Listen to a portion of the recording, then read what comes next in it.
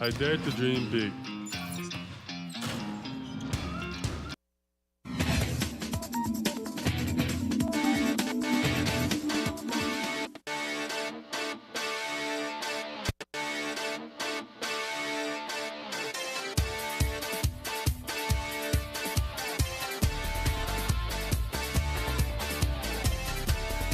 Sa kapwa ko Pilipino, ipagmalaki ang galing na meron tayo.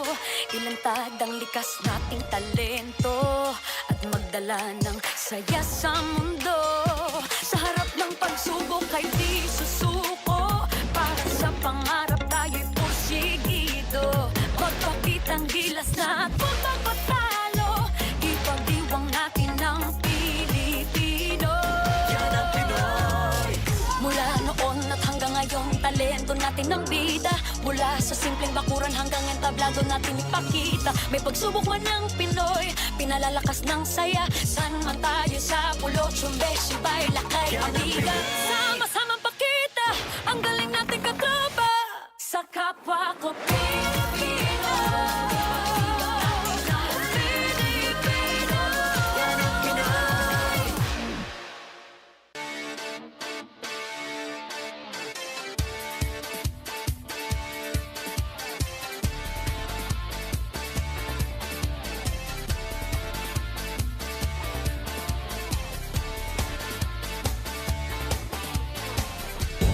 From euphoria to shock, the roller coaster ride in sports. Pag-usapan po natin yan ngayong umaga.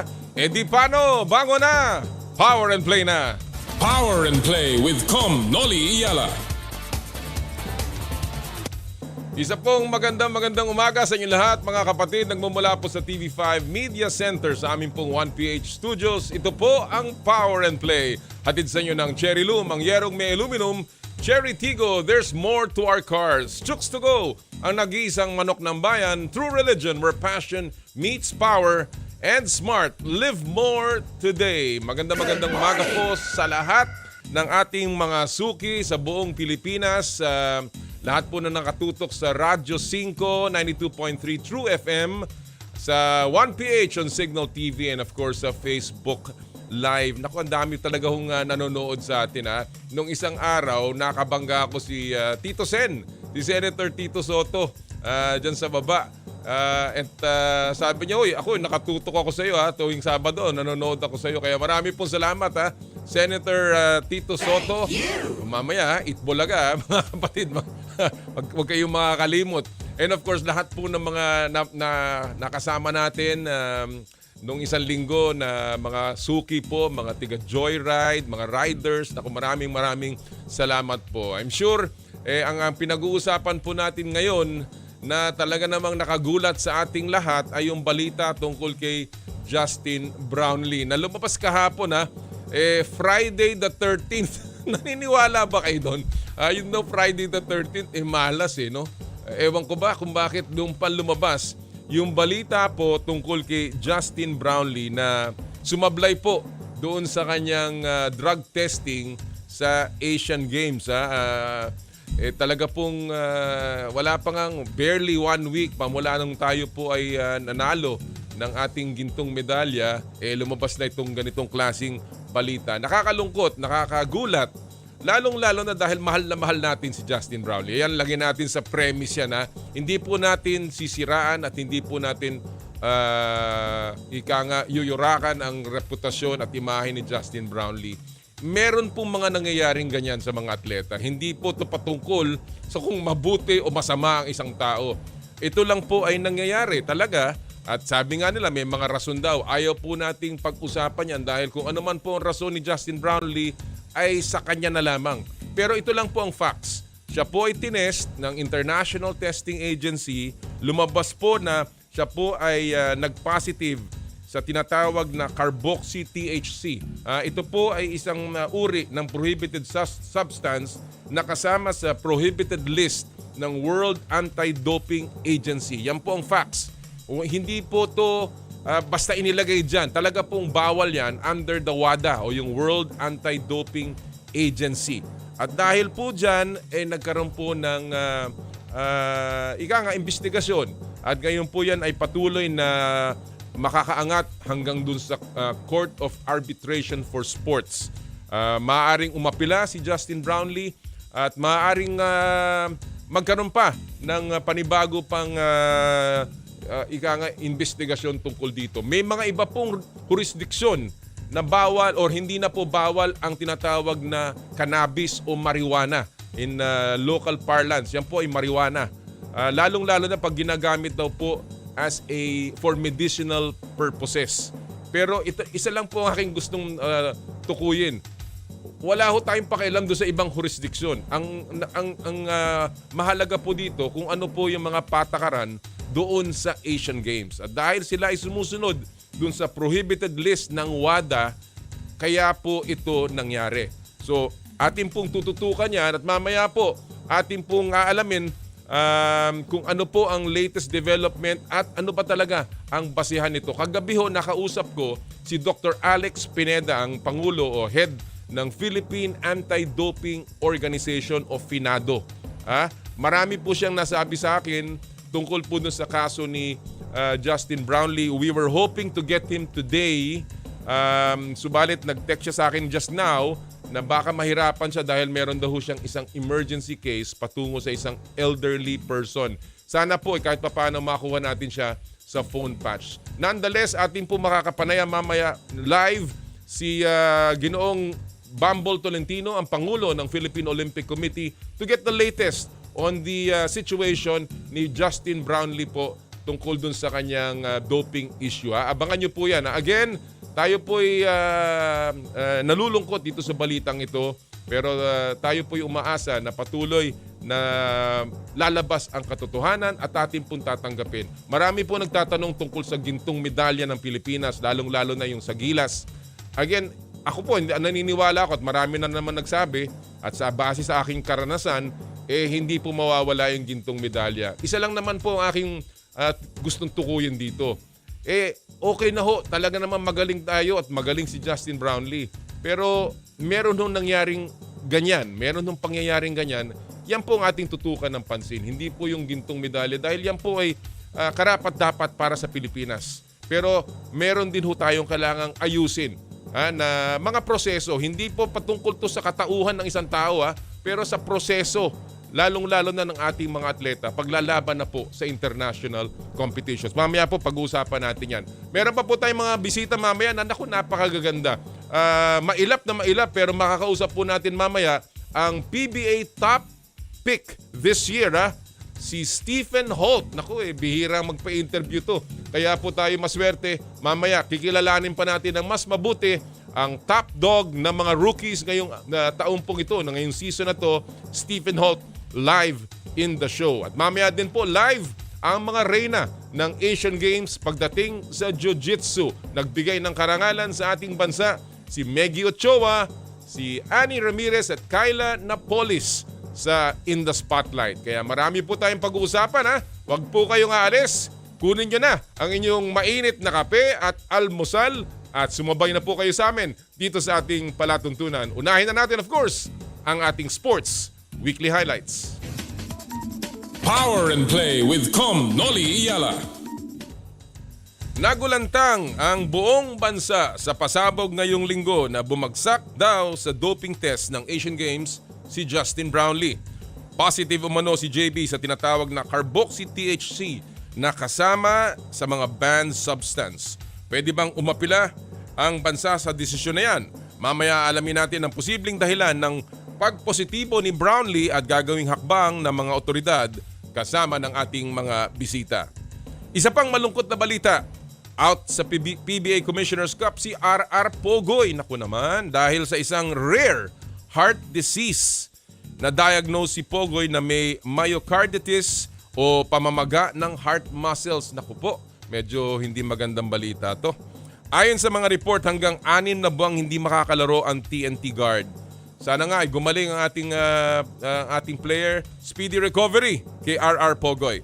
Good news naman tayo Nagsimula na raw mag-practice yan si LA Tenorio. Kinumpirma yan ni Barangay Ginebra Assistant Coach Richard Del Rosario.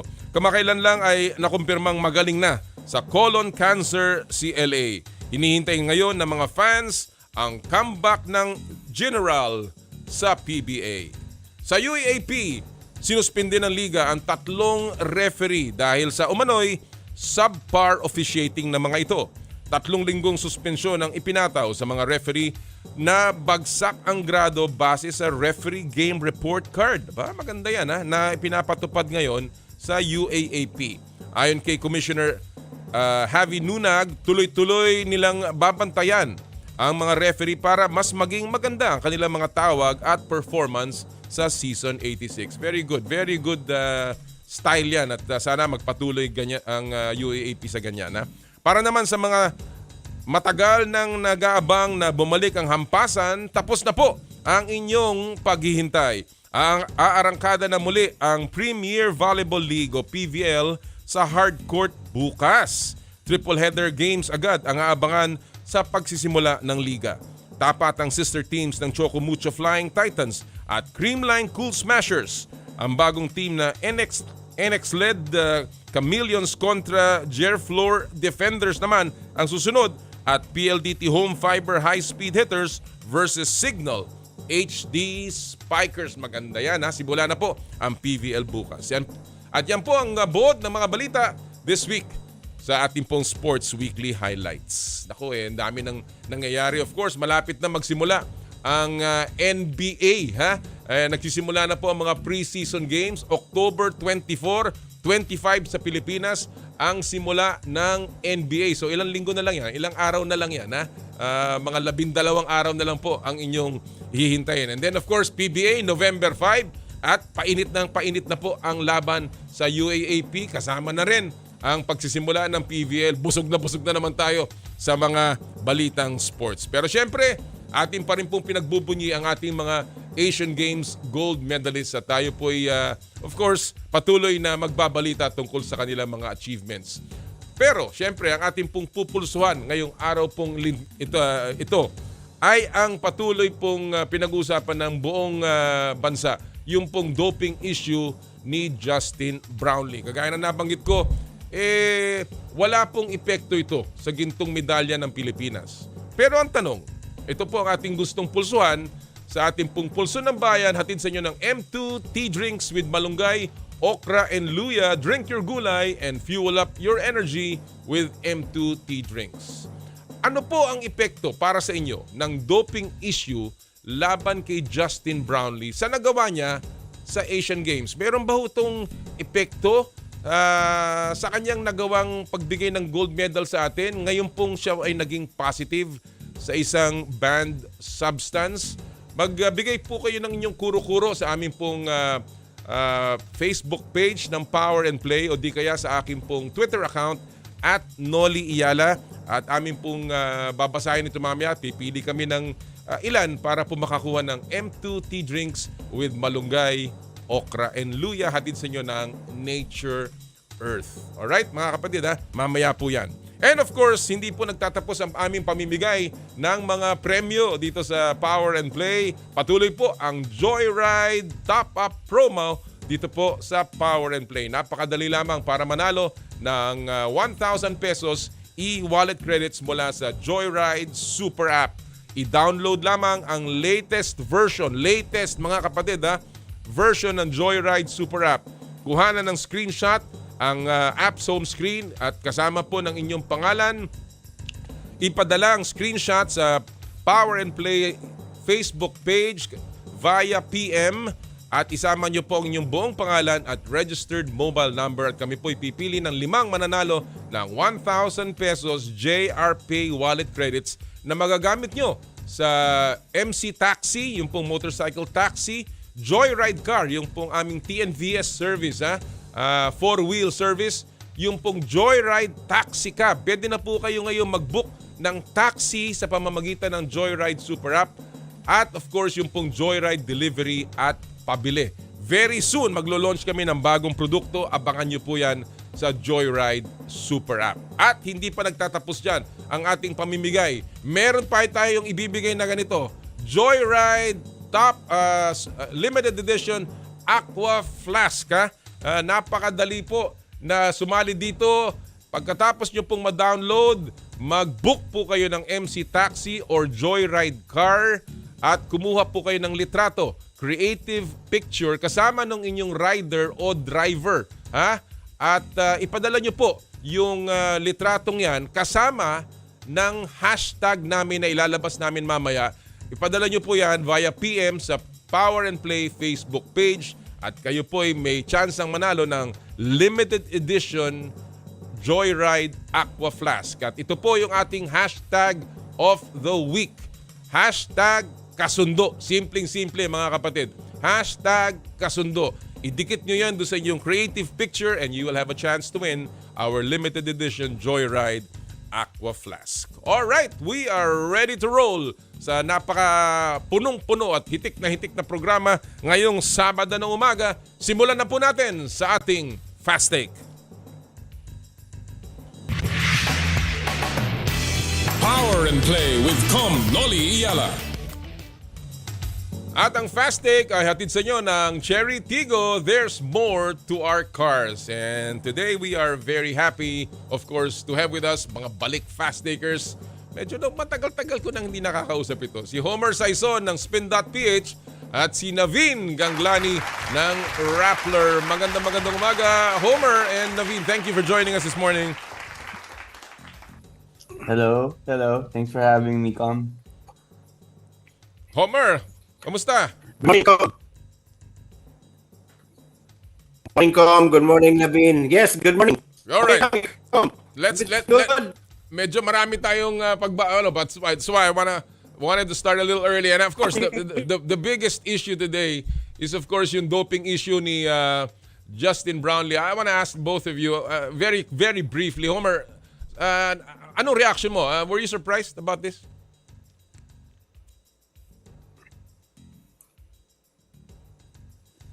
Yeah, I was surprised because it's all about personal responsibility. Hindi ba ang marijuana is banned here in the US. In fact, I texted Justin yesterday and texted him today too. I was told he was in Indianapolis. I have his phone number. I texted him. Hindi siya sumagot. Here in the US, marijuana is legal. So I don't know if Justin knew that. And but still, Commissioner, ignorance of the law and the rules excuses no one. It is just disheartening na nangyari ito at the time na we're feeling so proud.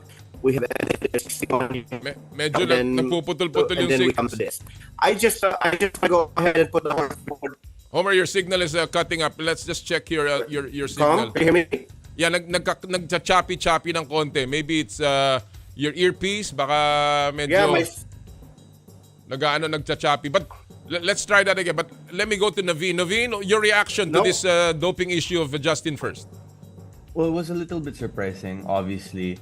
Would I say that it was something that is totally unexpected? No. But that's a conversation for another day.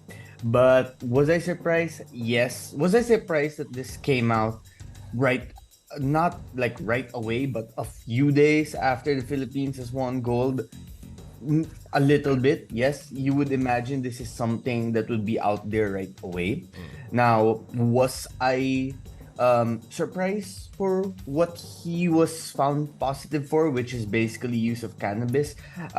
Not exactly, because I would say that the use of cannabis has become very apparent for athletes all over the world. In fact, if you do some research about use of cannabis, you would find out that this can bring certain recovery functions to help athletes in the recovery process after games and when their bodies aren't feeling well. It's a recreational activity as well that particularly in the NBA is now no longer frowned upon. It's no longer in the list of the NBA's banned substances for players. Yeah. But of course, different leagues, different countries, different stipulations. And overall, does this impact Justin Brownlee's reputation in a negative way? Absolutely not. Not at all. Thankfully it also doesn't impact the gold medal that the Philippine team won, because they won that fair and square. They won that with their performance on the court, and it just feels right that the gold medal stays with the Philippines. All right. Homer, let me go back to you. You mentioned na ito nga, sabi mo nga hindi na ito banned in certain jurisdictions, but as Naveen is saying, this is a different league. It's in the Asian Games, and as I mentioned in my opening, talagang that is a banned substance under the WADA. Now, I was talking to an expert and he told me that hindi naman yan totally inexcusable. In other unexcused. He could have declared it early on para siya nakakuha ng exemption. Do you think there was a mistake here, another faux pas sa ating mga sports officials na hindi nila nakita to? Lalong-lalo na alam natin na may injury si Justin and he was probably taking some form of medication to ease his pain.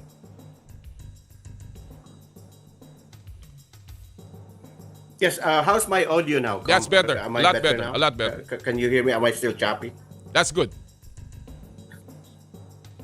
Yeah, so I don't know. I don't know if there was a faux pas on the part of Gilas and the team. All I know now, I agree with everything Naveen said. But insofar as keeping the gold, though, unfortunately, that is not within our hands. It is in the hands of. Although there is an article in the Asian Games bylaws that says dapat at least dalawa ang makatest for the team's victories to be vacated. Unfortunately, being the hosts, there is also a clause that allows them to have the final say or to make their own determination. So yun ang problema. And then when it might be not legal anywhere, but we're talking Asian Games and it's illegal there. So a violation has clearly been made.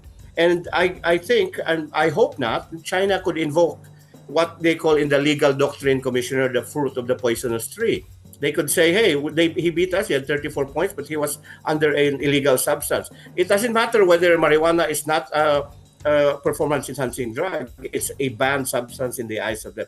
And then the Chinese can just say, hey, you have to vacate those wins. So yun lang ang problema. And insofar as Naveen, the PBA is Brownlee. PBA is not under FIBA. That's why we always play 12-minute quarters.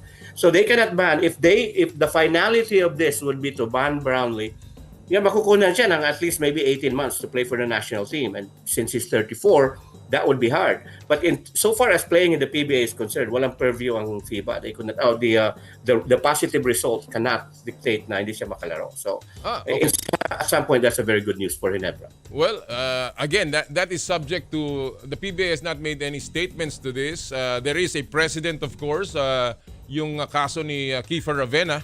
But of course, that was different. He was in the Japan B-League, no? So again, there are precedents here, and it will be very interesting kung anong gagawin ng PBA dito, because I also heard that since this is under the SBP has to follow what FIBA is also going to do, then and since the PBA is a member of the SBP, there may be certain implications to this. So again, we will have to monitor this very closely as the days go by. Naveen, let me before we go to our fast take issues, Ateneo has had a rough start in the UAAP. What's going on? You think that this is they should sound the alarm bells here? No, not yet. It's worth noting that Ateneo lost 4 key starters from their championship roster in season 85. First of all, Ange Kwame, who many believe is the greatest foreign student athlete to play in the UAAP, is no longer with Ateneo. He's a force on both sides of the floor, as we saw for his performance with Gilas in the Asian Games. And in addition to losing Ange Kwame, Ateneo also lost Dave Ildefonso, BJ Andrade, and point guard Fortsky Padrigao, who has since transferred to UST. And the point guard play so far has been a little bit underwhelming for the Blue Eagles. I would say Ateneo's biggest issue right now is inconsistency. They can go 5 4-minute stretches of a game where the offense is clicking, where the defense is doing well, they're passing the ball, execution is good, but rather than sustaining that good level of performance, which Blue Eagles teams of recent years did, this team is still learning to do that. Now, it's also worth noting it's a relatively young and inexperienced Ateneo team. During the opening press conference for the UAAP season, Coach Tab Baldwin said this team would be characterized by growth rather than experience. They have a lot of talented players, but also a lot of guys who haven't played a lot of big-time rotation minutes in the UAAP before. So there's going to be some trial and error during the elimination round. There's going to be some experimentation. But knowing how Coach Tab Baldwin coaches the team, Ateneo will still be a force to be reckoned with. Now, can they be good enough to compete with a contender like UP by the end of the elimination round? That will be determined by the growth of the team. But definitely, they are still a Final Four contender. Well, sa ating nakikita so far, UP has been dominating. And talk about dominating, Homer, before I go to our fast take issues, we've seen some games in the preseason and some teams have looked well. Some teams indeed have risen to the expectations, especially pagdating sa individual players. What is your take so far on the two top rookies, Chet Holmgren and Victor Wembanyama, Homer, as good as advertised? Yes, and then some. Especially Holmgren. Remember, Holmgren played a few years with Gonzaga, and he was Rookie of the Year last season. And I'm so excited to see both. They can, in fact, I can see the first one when they the Chicago Bulls. Inibita ko ni Mike Clarkson because he lives out there in Texas, and he said, "Why don't you watch the Bulls games with me and the Spurs?" And also the game with Utah and the San Antonio Spurs. So those are the two games I'm excited. Commissioner Wembanyama is really great. I've seen him a little bit during the summer league, but then again, itong preseason, as we now know, it is not a faithful barometer of how the regular season will go. Exactly. Tingnan mo si Luka Doncic, not even playing a significant minutes with Dallas. Same with Kyrie Irving. But as far as the two persons are concerned, you see, Chet Holmgren, I like Chet. I like Chet better, but I think it would be Scoot Henderson will win Rookie of the Year. Pero may mga slip of the tongue ka, Homer. Hindi Chet Holmgren at saka hindi Scoot. All right, let's begin. Let's go to our Suit. Sorry, Commissioner. suit. Iba yung suit, ha? Iba yung suit. Nasa ano na yun? Nasa museum na yun. All right, let's go let's go to our fast take issues of the morning. Ano yan? Adult beverage, Commissioner. Adult beverage. All right. You know the drill, gentlemen. Bato-bato sa langit, tamaan, wag magagalit. And of course, walang tama, walang mali. Ang opinion nyo lamang ang mahalaga. 1 minute to answer each of the issues. Let's begin with the first question. Ito ang ating unang issue of the morning. Anong posibleng implikasyon sa PBA at Gilas ng doping violation ni Justin Brownlee? I'll begin with you, Naveen. 1 minute. Go! Well, there's a chance that Justin Brownlee could be held out of action if his next samples come out positive as well. Now, I'm not sure yet if that's been clarified how exactly he would be out of action. Would that mean he can't play in the PBA as well? Would that mean that he can't play in future international competitions for the national team? We shall wait for clarity on that matter. But of course, the absence of someone like Justin Brownlee, whose performance in the Asian Games, I believe, solidified him as the clear go-to naturalized player of Gilas when Jordan Clarkson is not available, would be a bad development for the national team, particularly because I think right now, following the World Cup performance, following the success in the Asian Games, consistency and a linear progress for the national team is what's needed the most under the leadership of head coach Tim Cohn and hopefully under the leadership of Justin Brownlee. All right. Well, I really hope that everything goes well for the sake of both PBA and Gilas. Homer, same issue. Ano ang posibleng implikasyon sa PBA at Gilas nitong pangyayari kay Justin Brownlee? 1 minute, Homer. Go! Well, Ginebra is the most popular team, and to thrive as the most popular team, you need your best player.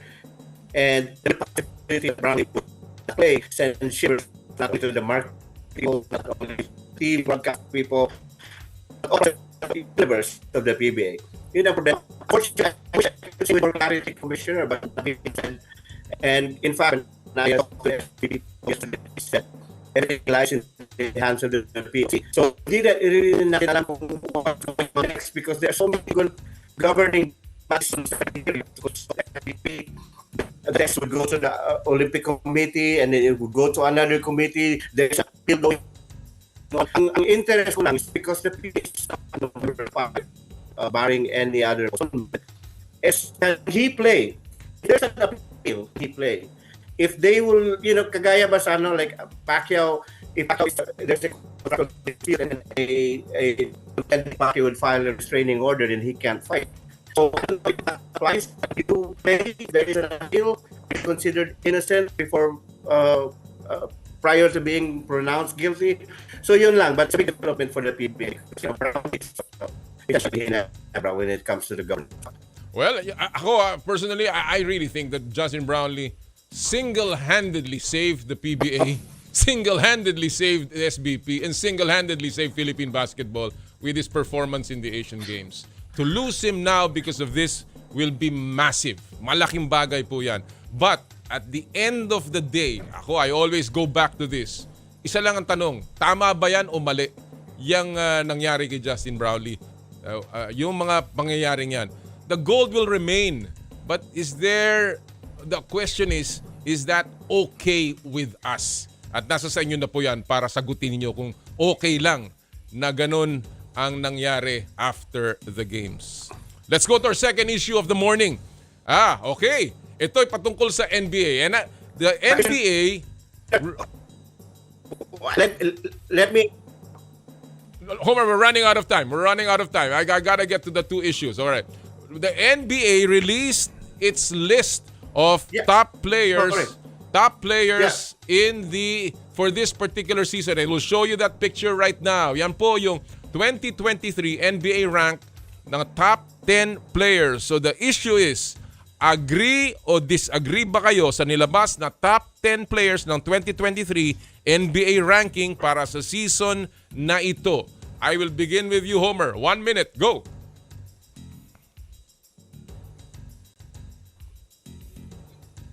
Jimmy Butler is watching the show and he's watching it from his chiropractor's office because his back is Miami Heat. Biglang ang issue sa list na yan. Jamorant. Before all the issues that I played, this great speed and Jamal and Morant were showing guns. These were the best team in the NBA Commissioner by far.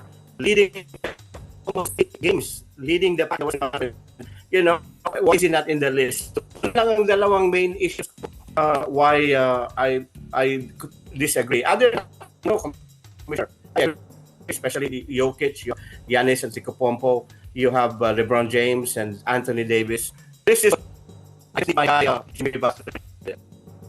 All right. Well, okay, I got a little bit of that, Homer. Maybe your earpods, baka pwede natin, in the final questions I can get you clear. But I understand what you're saying. Even John Morant and that point about that. And I totally agree with that. Naveen, same issue.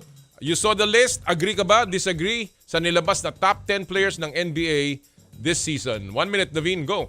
Well, there are a few areas here that I disagree with. Number one, I think Nikola Jokic should be the number one player over Giannis Antetokounmpo. There's no disrespect to the Greek freak Giannis. I just think that Jokic is a better offensive player and a better player overall. Number two, I think Luka Doncic is too high at number 4. I don't think he should be ranked higher than Steph Curry and Jason Tatum. Now, that's because I value winning basketball, particularly in the playoffs, high. And Steph Curry and Jason Tatum have proven time and time again that they can lead their teams deep into the playoffs. I think Luka still has ways to go in terms of doing that. that. Second, I think Shea Gilgeous-Alexander at 8. Now, that's not to say Shea is not a great player. He's a great player, but I don't think he deserves to be in that high of a rank just yet. I think LeBron James should be higher than him. I also think that Jimmy Butler, like Homer said, should be in the top 10. Jimmy Butler, time and time again in the playoff shows, when playoff Jimmy shows up, he can lead his team to deep playoff runs, particularly 2 finals runs. He should be in the top 10 over Shea Gilgeous-Alexander and Anthony Davis. So that's another part of this list that I have an opinion about.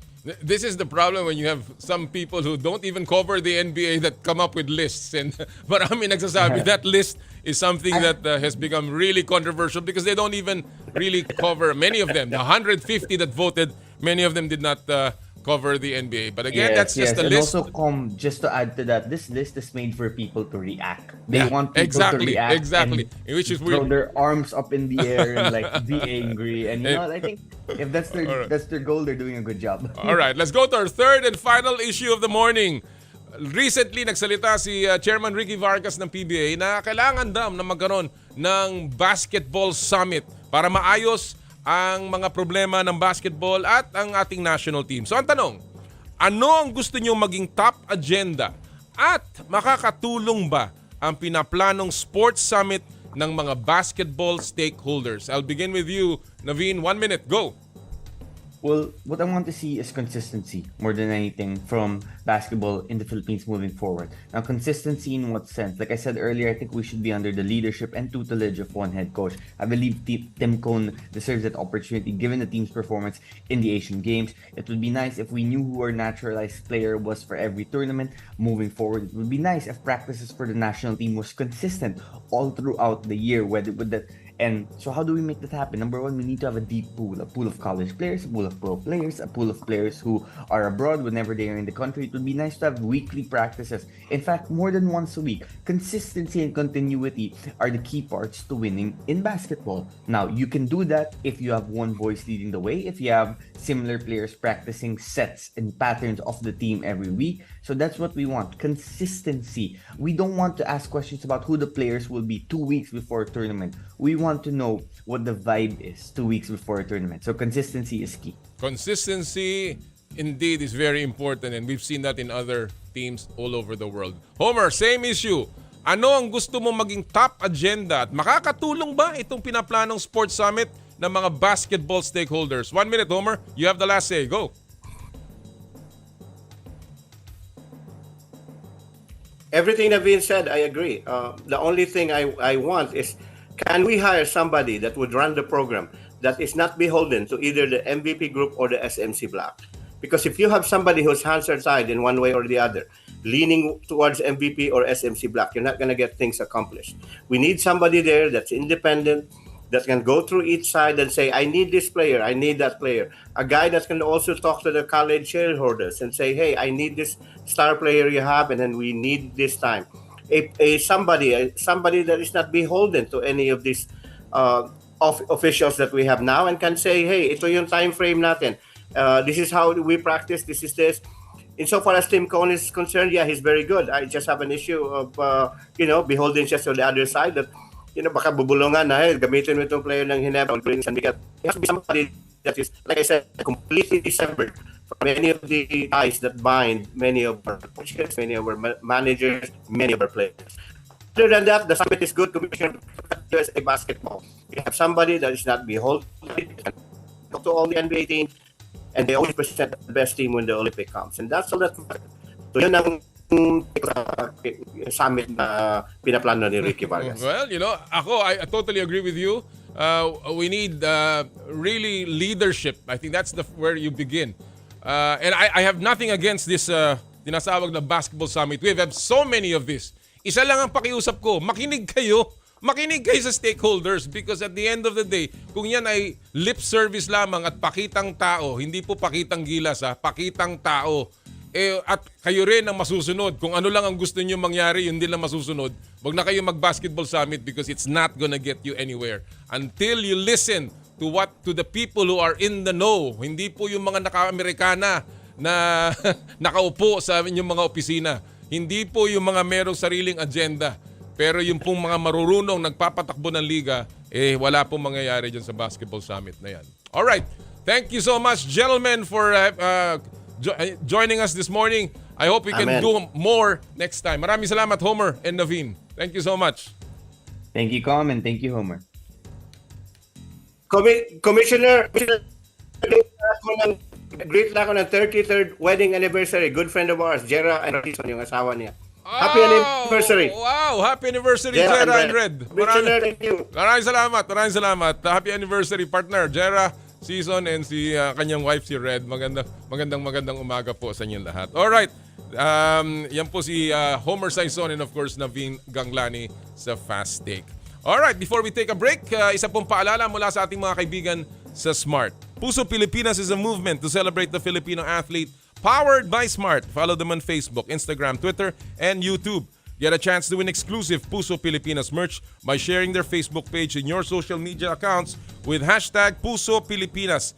The Giga Life app is the latest mobile app from Smart that lets you discover and enjoy your passions with the different Giga promos. It can be downloaded and used by Smart Postpaid, Smart Prepaid, Bro Prepaid, and TNT subscribers via the Apple or Google Play Store. What can the Giga Life app do for me? Check your balance, monitor your current subscription, top up using debit credit card, subscribe to the latest Giga promos, monitor your data consumption, auto-detect your mobile number when you are connected to Smart Network, one-tap subscription, the most popular offer, Giga Video 99. And of course, Power and Play is powered by Smart. Live more today. And when we return, pag-usapan po natin patuloy na yung pong kontrobersiya tungkol kay Justin Brownlee. Kasama po, walang iba kundi ang Pangulo ng Philippine Olympic Committee, Mayor Abraham Bumble Tolentino. Ito po ang Power and Play, hatid sa inyo ng Cherry Loom, Cherry Tigo, Chooks to Go at ng True Religion. Ang oras po natin, 8:42 ng umaga. This time check is brought to you by M2T Drink with malunggay, okra, and luya, your natural source of electrolytes.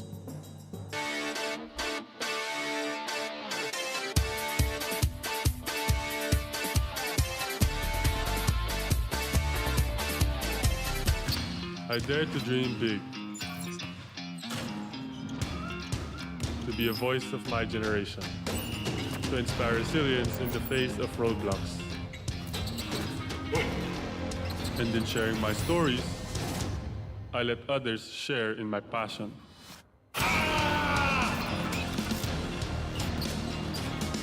Follow Kai's stories on Twitter and share yours. With Smart Double Giga Stories. Share 2 times the passion with 2 gigabytes for Twitter and more. Guaranteed every day, plus data for all sites. Simple, smart ako.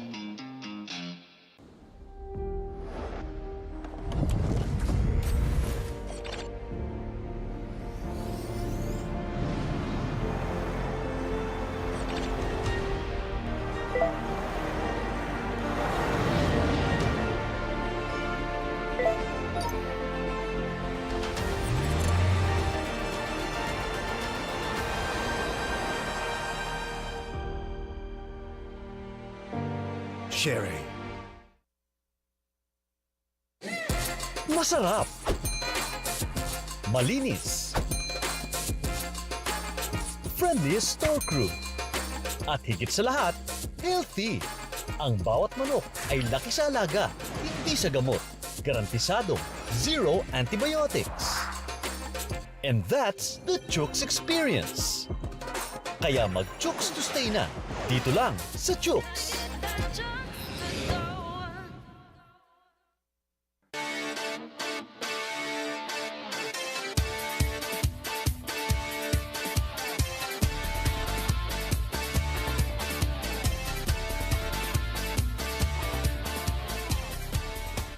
Pinarangalan ng PMAP bilang Radio Station of the Year. Radyo 5, True FM. Dito tayo sa totoo. Mukhang kailangan ko na naman palitan ng bubong ko, pare. Mag-iisang taon pa lang yan. May tulo na kagad. Ay, bossing! Baka naman kasi hindi matibay yung ginamit nyo. Dapat ang gamitin mo ay Cherry Loom, ang yerong aluminum. Basta yero, Cherry Loom. Tibay protektado sa pangmatagalang yero. Totoong abot na abot ang True FM saan man panig ng Pilipinas at sa buong mundo. Basta may Pilipino. Sundan at ilike ang Radyo 5 True FM sa Facebook, TikTok, Instagram at sa X o Twitter. Dito na tayo sa totoo. True FM. Tunay na kapatid. Maaasahan sa radyo at online. Mukhang kailangan ko na naman palitan ng bubong ko, pare. Mag-iisang taong pa lang yan. May tulo na kagad. Ay, bossing! Baka naman kasi hindi matibay yung ginamit nyo. Dapat ang gamitin mo ay cherry loom, ang yerong aluminum. Basta yero, cherry loom. Tibay protektado sa pangmatagalang yero. Na-miss mo ba ang game kagabi? Gusto mo bang malaman ang latest happening sa sports? Like and follow us on social media. Pwede mo nang balik-balikan ang mga paborito mong games anytime, kahit saan. At pwede mo nang i-share sa tropa. Dito lang tayo sa nag-iisang go-to tambayan ng lahat at One Sports PHL on social media. Mukhang kailangan ko na naman palitan ng bubong ko, pare. Mag-iisang taong pa lang yan. May tulo na kagad. Ay, bossing! Baka naman kasi hindi matibay yung ginamit nyo. Dapat ang gamitin mo ay cherry loom, ang yerong aluminum. Basta yero, cherry loom. Tibay protektado sa pangmatagalang yero. Mukhang kailangan ko na naman palitan ng bubong ko, pare. Mag-iisang taong pa lang yan. May tulo na kagad. Ay, bossing! Baka naman kasi hindi matibay yung ginamit nyo. Dapat ang gamitin mo ay cherry loom, ang yerong aluminum. Basta yero, cherry loom. Tibay protektado sa pangmatagalang yero. Broadcasting from the Radyo 5 studios in Reliance Street, Mandaluyong City, in Mega Manila. 25,000 watts of true broadcast quality. Mas pinalakas, mas pinalawak, mas pinalinaw na tunog ng AM sa FM. Ito ang 92.3 Radyo 5 True FM. True FM. Dito tayo sa totoo. Power and Play with Noli, Eala. Muli po nagbabalik ang Power and Play at kasama na po natin ngayon ng Pangulo ng Philippine Olympic Committee para po pag-usapan ng ilang mga bagay tungkol sa POC. Magandang umaga, Mayor Bambol Tolentino. Good morning, sir. Good morning, Chairman Noli. Good morning sa inyo lahat. Unang-una, congratulations sa napakaganda nating performance sa Asian Games. Yun lang, syempre ngayon ang ating pong pinag-uusapan sideline, maliit na problema. Kumustahin ko lang po, sir. Nakausap niyo na ba si Justin Brownlee? Nakausap ko ng SBP, nakausap ko ng lahat, handler niya. So, nakarating na kay Brownlee yan. Ano daw ang reaction ni JB? Ang inaasikaso na muna niya yung mga medical documents nga, kung ano mga prescribe sa kanya nung nasa medication siya sa stage ng doktor. All those certifications that will be needed. No? Kailangan yun in case mag-appeal after the opening of B sample. If after the opening, naging positive ulit. May nakausap ko si Dr. Alex Pineda, Mayor, no? Yung head ng ating Finado. And he told me na meron daw hong proseso na para magkaroon ng exemption, lalo na yung mga atletang talagang under medication. And that is usually applied, tapos dinideclare kung ano yung mga gamot na iniinom para magkaroon ng medical exemption during the games. Ito ba ho, Mayor, ginagawa natin? Is this regular that we do? And bakit ito hindi nagawa in the case of Justin? Of course, meron pa ang ganun. Ano? Pero dapat yon before submitting all documents. Kasi lahat naman go bound to Asian Games. All the 400 athletes were given form and nagtuloy sa ganung procedure na tungkol sa doping seminars. So all negative. So dapat before pa nun, kung merong ang atleta na therapeutic something need exemption, ina-apply na yun kasi a-approvean pa yun kung talagang so meron. Ang ibig sabihin nun talagang nung panahon na yun, nung before, hindi nag-submit si Justin nun yung therapeutic use exemption. Yes, but Hindi ko alam kung inaalaw pa yan, ano. Hindi ako familiar dito Alright. sa Asian Games na to, itong 19 anti-doping ruling. Alright. Mayor, itong POC ngayon, ano hong role nito, magiging role ng POC sa appeals process ni Brownlee? Well, we were given up to 19 to set if kung susundin namin yung rights ni Brownlee, no, na pupunta ng Beijing, titingnan mo yung opening ng B sample, or send a representative, or online, or waive your rights, no. So kahit anong mangyari after 19, the ITA, the International Testing Agency, for sure they will schedule the opening of a B sample, no, with or without witnesses, no. So if that will be positive again, i-implement na yung 2-year suspension. Wow. Okay, 2-year suspension. That's the time na we will file a case sa CAS to appeal and to justify whatever, no. Kung kaya nga dapat maipon lahat ng mga medication niya kung nandoon eh. So hindi naman enhance.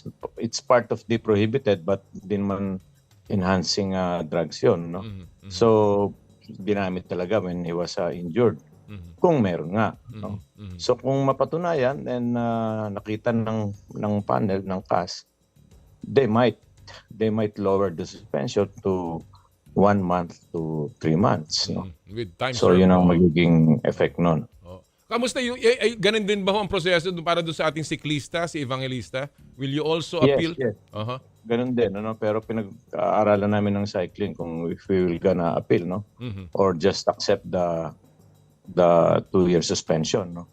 So ito naman kay Brownlee, mahirap pag basta mo para sa akin, no? Mahirap pag tinanggap mo agad yung pinabayaan lang natin yung 2-year suspension, no. Sayang ang participation niya sa PBA kasi the decision will be forwarded also to FIBA. Yes. Then to the IF, then the IF will forward it to SBP. So all sanction game ng FIBA maapektuhan yon. And since the PBA is a member of the SBP, na ang SBP is the NF ng FIBA, then obviously kailangan sumunod ho dito ang liga. Ganun ba ho yun? Yes, correct. And all sanction games ng OCA and IOC. Well, matagal pa naman yung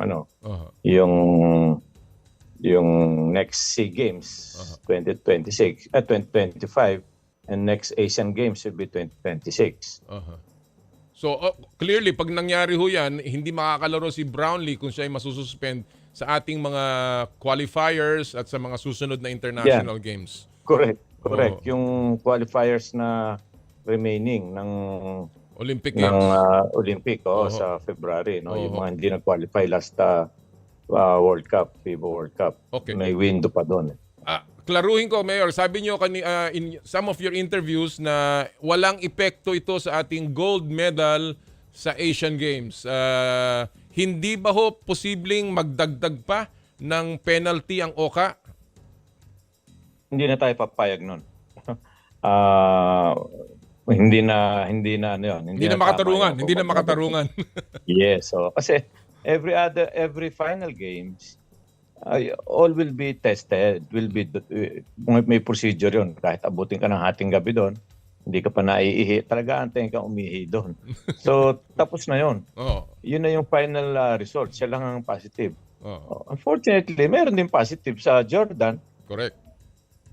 Yung ang biruan nga namin sa mga discussion, yung Jordan 12 points din ang ginawa noon. Si Brownlee 20, lamang tayo 10, di lamang pa tayo ng 2. naging mathematics ang dating, ang bihira. Diba? Kung yun ang pinipilit nila, ngayon kung pinipilit naman lang i-strip tayo ng gold, i-strip din nilang Jordan ng silver. Mas lalong pangit tingnan nyo kung ang magiging gold yung third place. Oo naman. Hindi karapat-dapat. Well, kasi alam niyo, siyempre, gusto nating mawala yung agam-agam ng ating mga kababayan. Pero, again, at the end of the day, of course, ang pinupunto dito ay yung nangyari lamang na substance testing. Yes. Yun lang naman ang issue dito. Of course, we're not tolerating that. We're very, very strict to that. We're almost every year nag-seminar tayo dyan sa doping na yan.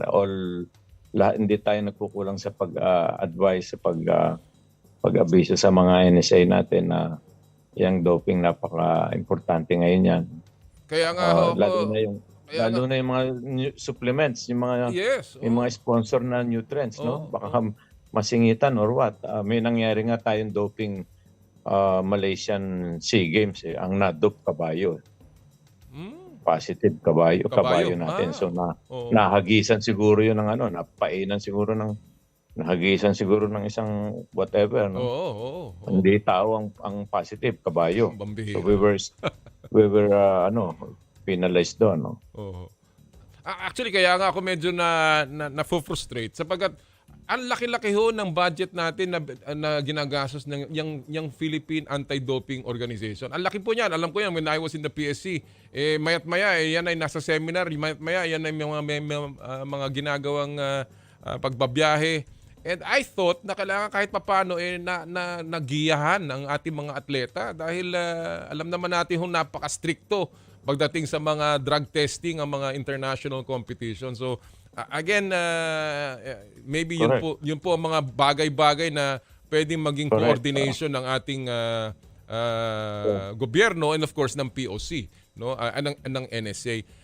Mayor, any effect sa inyo lang, any effect dun sa personality at imahe ni Justin Brownlee itong nangyari sa kanya? Well, merong konting-konti lang, pero buti na lang talagang meron siyang under medication siya, no? Injured siya. So doon siya nagpagabot sa nagpapagaling sa US. O na legal lang whatever medication, just like in Europe, just like recently in Thailand, no? Using all those THC or CBD or what, no? So yun nga kailangan malaman kung meron bang nakaluan o merong content na whatever, no? So hindi lang na-declare agad or what na merong ganon. So dadaan talaga sa proseso. Meron talagang effect sa kanya. Personally, sa paglaro, lahat.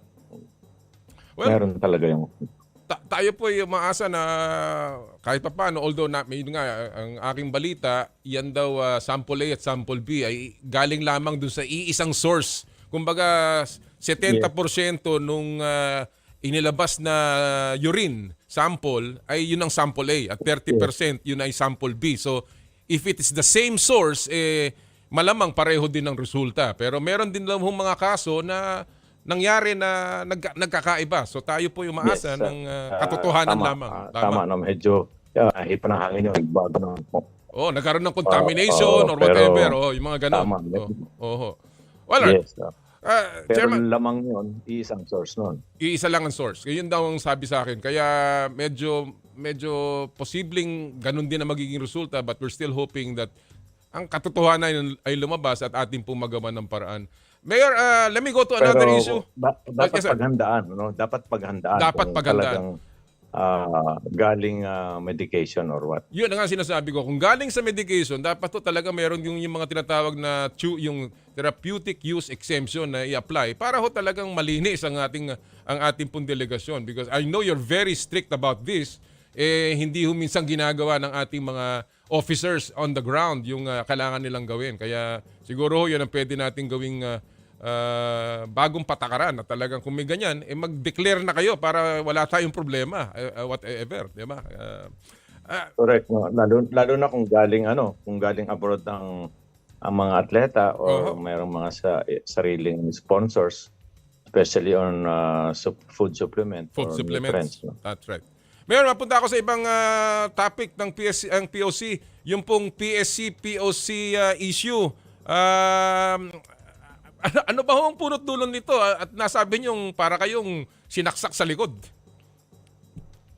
Oo naman, saan naman kayo lalagay na kagaya nga sinabi ko dati na on the first day of in Hangzhou while you're raising our flag in the athletes village, tapos makakatanggap ka ng ganon na explain, answer within 5 days. You're unliquidated, 1998. Di ba? Plus 2 others, no?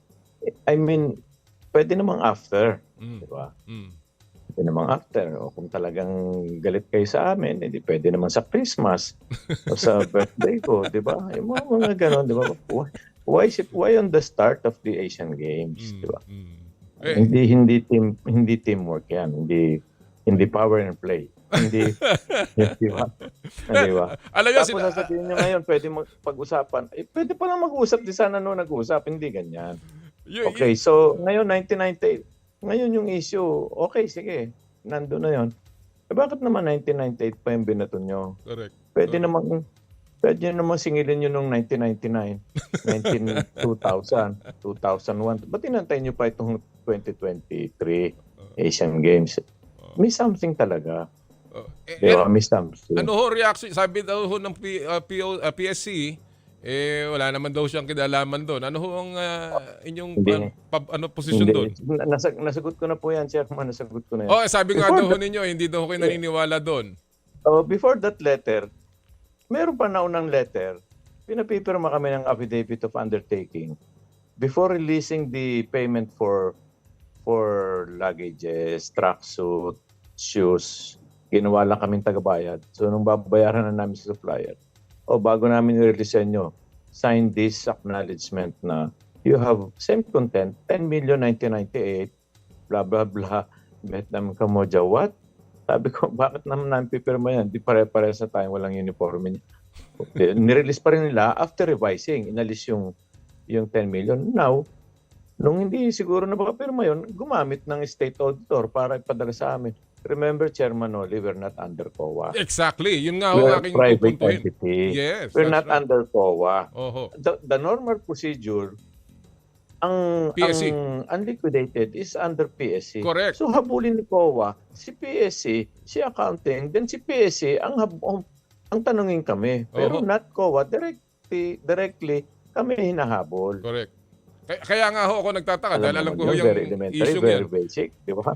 Wala namang jurisdiction ng COA sa inyo dahil hindi ho kayo gobyerno at ang PSC ang gobyerno. Very basic naman yun, di ba? Yung sinasabi ho na wala silang kinalaman dyan, baka parang malabo ata ho yun dahil ang hahabulin usually ng COA ang PSC. So whimsical. So maliciously, di ba? Mayor, itong call to sit down ni Chairman Bachman, ano ho ang inyong reaction dito? To call to sit down with the COA at saka sa kanila para maayos ito? Bakit kami? Dapat si COA ang habulin sila. Tapos habulin, di ba? Pwede palang call to sit, yun nga sinasabi ko, call to sit down, okay, pero pwede palang ganun. Bakit kayo nagganyan pa? Bakit kayo pang bad faith na ano? Pwede pa lang sa simula, gano'n. So, okay, call to sit down. But tapusin ko muna itong kay Brownlee. Mabigat to.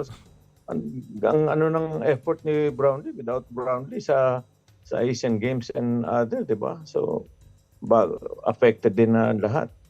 Di ba? Sila muna mag-ayos. Tama ba yung pinagagawa nila? Alright. Well, Mayor, let me go to a final point. Ano po ang inyong grado sa ating Asian Games campaign? Well, Chairman Noli, it was, ewan ko kung sa show mo sinabi ko yon. No? Marami akong pinagsabihan noon. Months before Asian Games, sabi ko, God willing, I'll pray for minimum of 4. Minimum of 4. Diba? Narinig ko yun. Pag lumampas ng 4 bonus. So, hanggang sa nauubos na yung oras, iisa pa ang pumasok, si EJ. Oo. As expected. di ba? As expected natin yun. Pero nakita mo naman, lumabas pa rin yung mga surprises. Jiu-jitsu, dalawa. Then yung pinaka-surprise, itong Gilas. Akala ko nga, beating China on their home court. Okay na yun hanggang doon na. Tapos tinalo pa tayo ng Jordan the first game. Ng 20 plus. So, paano tayo mananalo doon? So, umabot sa 4. So, that's it. Yeah. So, medyo ang grado A. A ba, Mayor? Oo, kung 1 to 10 yan, 1 to 10 yan, di 8 na yun. 8.5, di ba? Well, we are preparing next ang ating, of course, marami pang mga iba-ibang international competitions, but the big one, of course, sa Paris. Are you confident, President, that mag-i-improve tayo sa Olympic performance natin next year? Well, with the full support of the funding agency, we might. Forget all brouhaha, forget all liquidation. Of course, we are liquidating, but forget all those irritants. Digging in under the closet, no? Digging mga baul, di ba? Forget those personal whatever agenda. All right. Forgetting all those factors. All right. Medyo meron lang technical may tawag ata kay President Bumble Tolentino. Chairman Noli, so forgetting all those factors, yes, we might be successful in this. What are your final question, Mayor? What are your final instructions or your early instructions sa ating mga NSA as we prepare for 2024? Ano po ang inyong early instructions as we go to battle trying to reach the Olympics? Mayor? Mayor Bambol? Grab pa rin ng marami pang qualifying at stake. No? Yes. Yes, go ahead please. Hello? Go ahead please, go ahead. Yeah. Marami pang at stake na qualifying, mga last minute. So as of today, meron pa lang tayong 4 plus 3, meron na tayong sure of 7. Mm-hmm.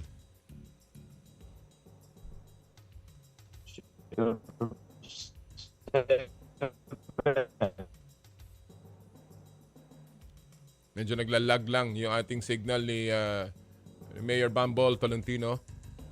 Oo.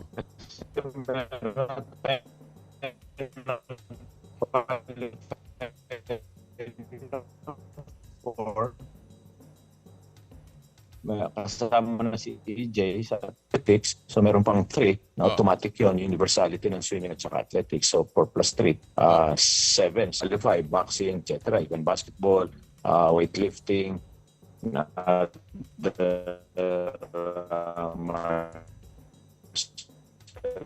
arts, no?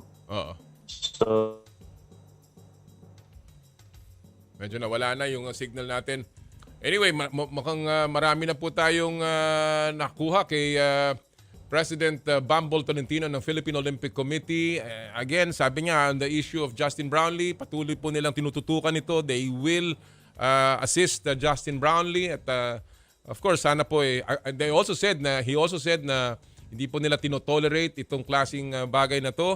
Pero malaking bagay ang naitulong at naiambag ni Justin Brownlee. Kaya po ating pong patuloy na imomonitor ang sitwasyon ng kaso ni Justin Brownlee and of course ang patuloy pong mga paghahanda ng atleta patungo sa Paris Olympics. Maraming po salamat kay Mayor Bumble Tolentino, Pangulo ng Philippine Olympic Committee. Alright, before we take a break, silipin muna natin po ang ating mga viral videos at pop culture sa mundo ng palakasan sa Stop and Pop. Power and Play with Noli, Eala. Ang title po ng ating video ngayong linggo pong ito ay The Water is No Joke. Panoorin niyo po ito ha. Akala ng marami po, normal na swimming lang sa pool ang training ng atletang ito ha. Pero ganito pala, magpalakas. May nakabitbit na tali o may nakatali sa atleta na meron pong bitbit na weights. Pambihira. Scientific ba yan?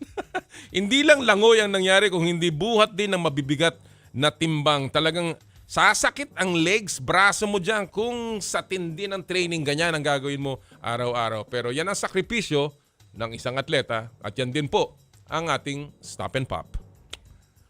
When we return, we will have with us the PBA top rookie, Stephen Holt, at ang Jiu-Jitsu Queens, Annie Ramirez, Meggy Ochoa, at Carla Napolis sa Power and Play. Ito po ang Power and Play, hatid sa inyo ng Cherry Loom, Cherry Tigo, Chooks to Go, at ng True Religion. Ang oras po natin, 10 minuto makaripas ang ikasyam ng umaga. This time check is brought to you by M2T Drinks with malunggay, okra, and luya, your natural source of electrolytes.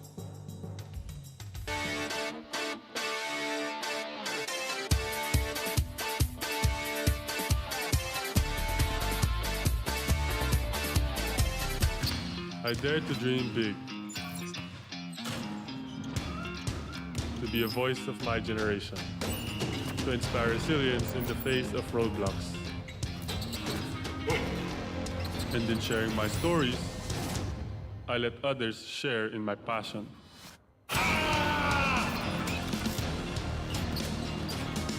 Follow Kai Stories on Twitter and share yours. With Smart Double Giga Stories. Share 2 times the passion with 2 gigabytes for Twitter and more. Guaranteed every day, plus data for all sites. Simple, smart ako.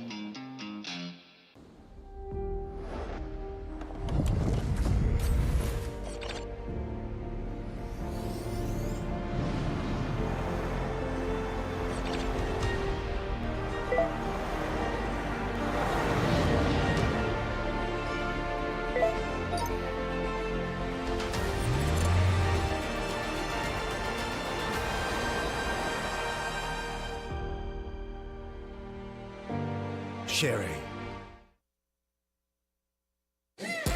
Masarap. Malinis. Friendliest store crew. At higit sa lahat, healthy. Ang bawat manok ay laki sa alaga, hindi sa gamot. Garantisado, zero antibiotics. And that's the Chooks experience. Kaya mag-Chooks to stay na. Dito lang sa Chooks.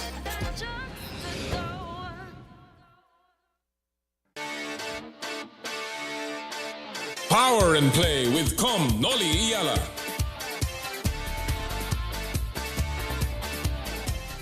Pinarangalan ng PMAP bilang Radio Station of the Year, Radyo 5, True FM. Dito tayo sa totoo. Mukhang kailangan ko na naman palitan ng bubong ko, pare. Mag-iisang taon pa lang yan. May tulo na kagad. Ay, bossing! Baka naman kasi hindi matibay yung ginamit nyo. Dapat ang gamitin mo ay Cherry Loom, ang yerong aluminum. Basta yero, Cherry Loom. Tibay protektado sa pangmatagalang yero.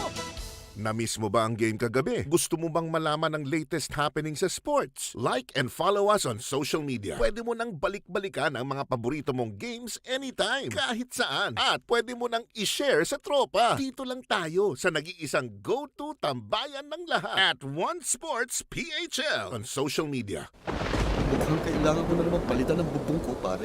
Mag-iisang taon pa lang yan. May tulo na kagad. Ay, bossing! Baka naman kasi hindi matibay yung ginamit nyo. Dapat ang gamitin mo ay Cherry Loom, ang yerong aluminum. Basta yero, Cherry Loom. Tibay protektado sa pangmatagalang yero.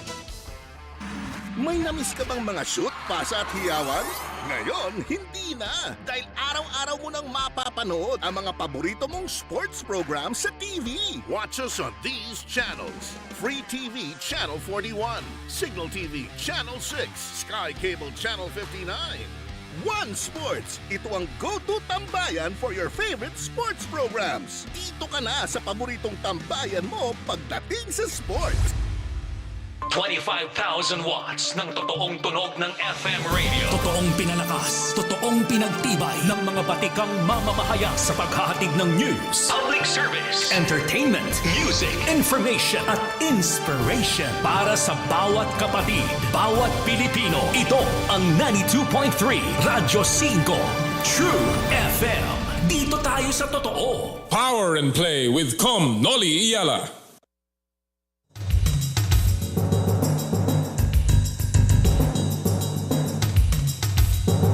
Muli po isang magandang umaga sa lahat po ng ating mga suki sa Los Baños, Laguna. Ha? Good morning everyone there. Ha? Sa Barya family at of course sa San Pablo City. Sa lahat po ng mga tiga SPC Medical Center. I'd also like to say hello to the Head Executive Assistant ng PTV4, ang aking pong very, very good friend si Tina Tan. Hi, Tita Tins. Hope you're doing well. At gusto ko pong batiin ng happy birthday ang isa ko pong matalik. Ito, nagpapabati ito. Yung kanyang dating boyfriend, ex-boyfriend niya, ngayon husband na niya, pinapabati ang misis niya. Kat De Vera, happy birthday. Now, 30-second ba? Huwag mong bubukuhin. Ito si Edward. Happy birthday, Kat. I hope you have a good day. Happy birthday also to Orly Trinidad. Ang aking pong mga kaibigan sa media, Orly Trinidad. Si Ira Panganiban, happy birthday also. And of course, my kumpare, Kinito Henson, kahapon, happy birthday. Ang dami nag-birthday itong October. I'd like to also say a belated happy birthday to my daughter, Mara, who is in Boston.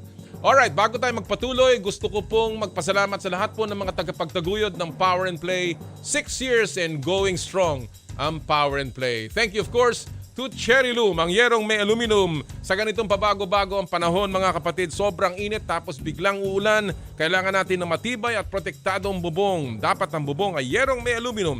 Kapag may aluminum, tsak na pang matagalan. At isa lang ang alam kong dekalidad na yerong may aluminum, yan ang Cherry Loom, tibay protektado sa pang matagalang yero.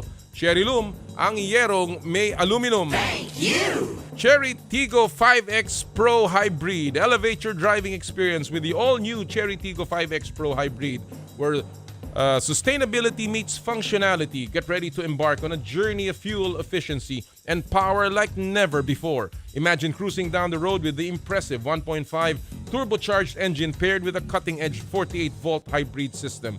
This dynamic duo not only delivers exhilarating performance, but also slashes fuel consumption effectively, making each mile a step towards a greener planet. The all-new Cherry Tiggo 5X Pro Hybrid is also equipped with a 10.25-inch capacitive touchscreen with Apple CarPlay and Android Auto, full LED headlights and double-row daytime running lights for improved road visibility, auto trunk release, 6 supplemental restraint system airbags, and a quiet cabin for more peaceful Cherry drives. To learn more about the all-new Cherry Tiggo 5X Pro Hybrid, visit Cherry Auto Philippines website at www.cherryauto.ph or visit your nearest Cherry dealership. Thank you! Chooks to Go, ang nag-iisang manok ng bayan. Subukan ng kanilang pinakabagong oven-roasted chicken na mas pinasarap dahil sa nag-uumapaw na flavorful chicken juice. Try their harissa roast, sweet roast, and pepper roast variants. Subukan din Chooks to Stay, the first dine-in restaurant ng Chooks to Go. Chooks to Go, ang nag-iisang manok ng bayan. Thank you! True Religion is in the Philippines, where passion meets power. Experience it firsthand. For your best style choices, visit True Religion at Conrad S. Maison Mall of Asia Complex, Resorts World Manila, and Hacienda Designer Outlet, Silang, Cavite.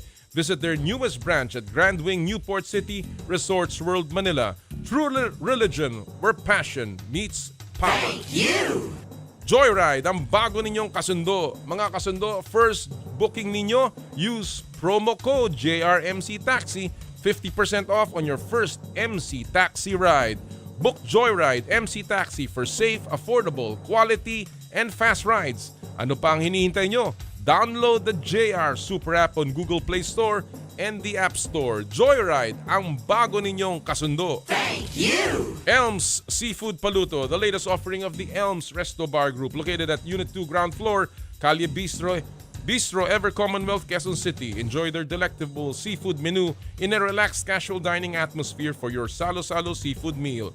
Elms Seafood Paluto. Thank you! Skin Your Face and Body Anti-Aging Center with branches at Alabang Town Center and Green Hill San Juan. For your skin assessment and treatment schedule, call 0917-890-1640 or 0977-809-8886. Thank you! ASEA Subic Beach Resort. Experience the getaway that you deserve and dive into limitless happenings, rejuvenating experiences, and gastronomic adventures.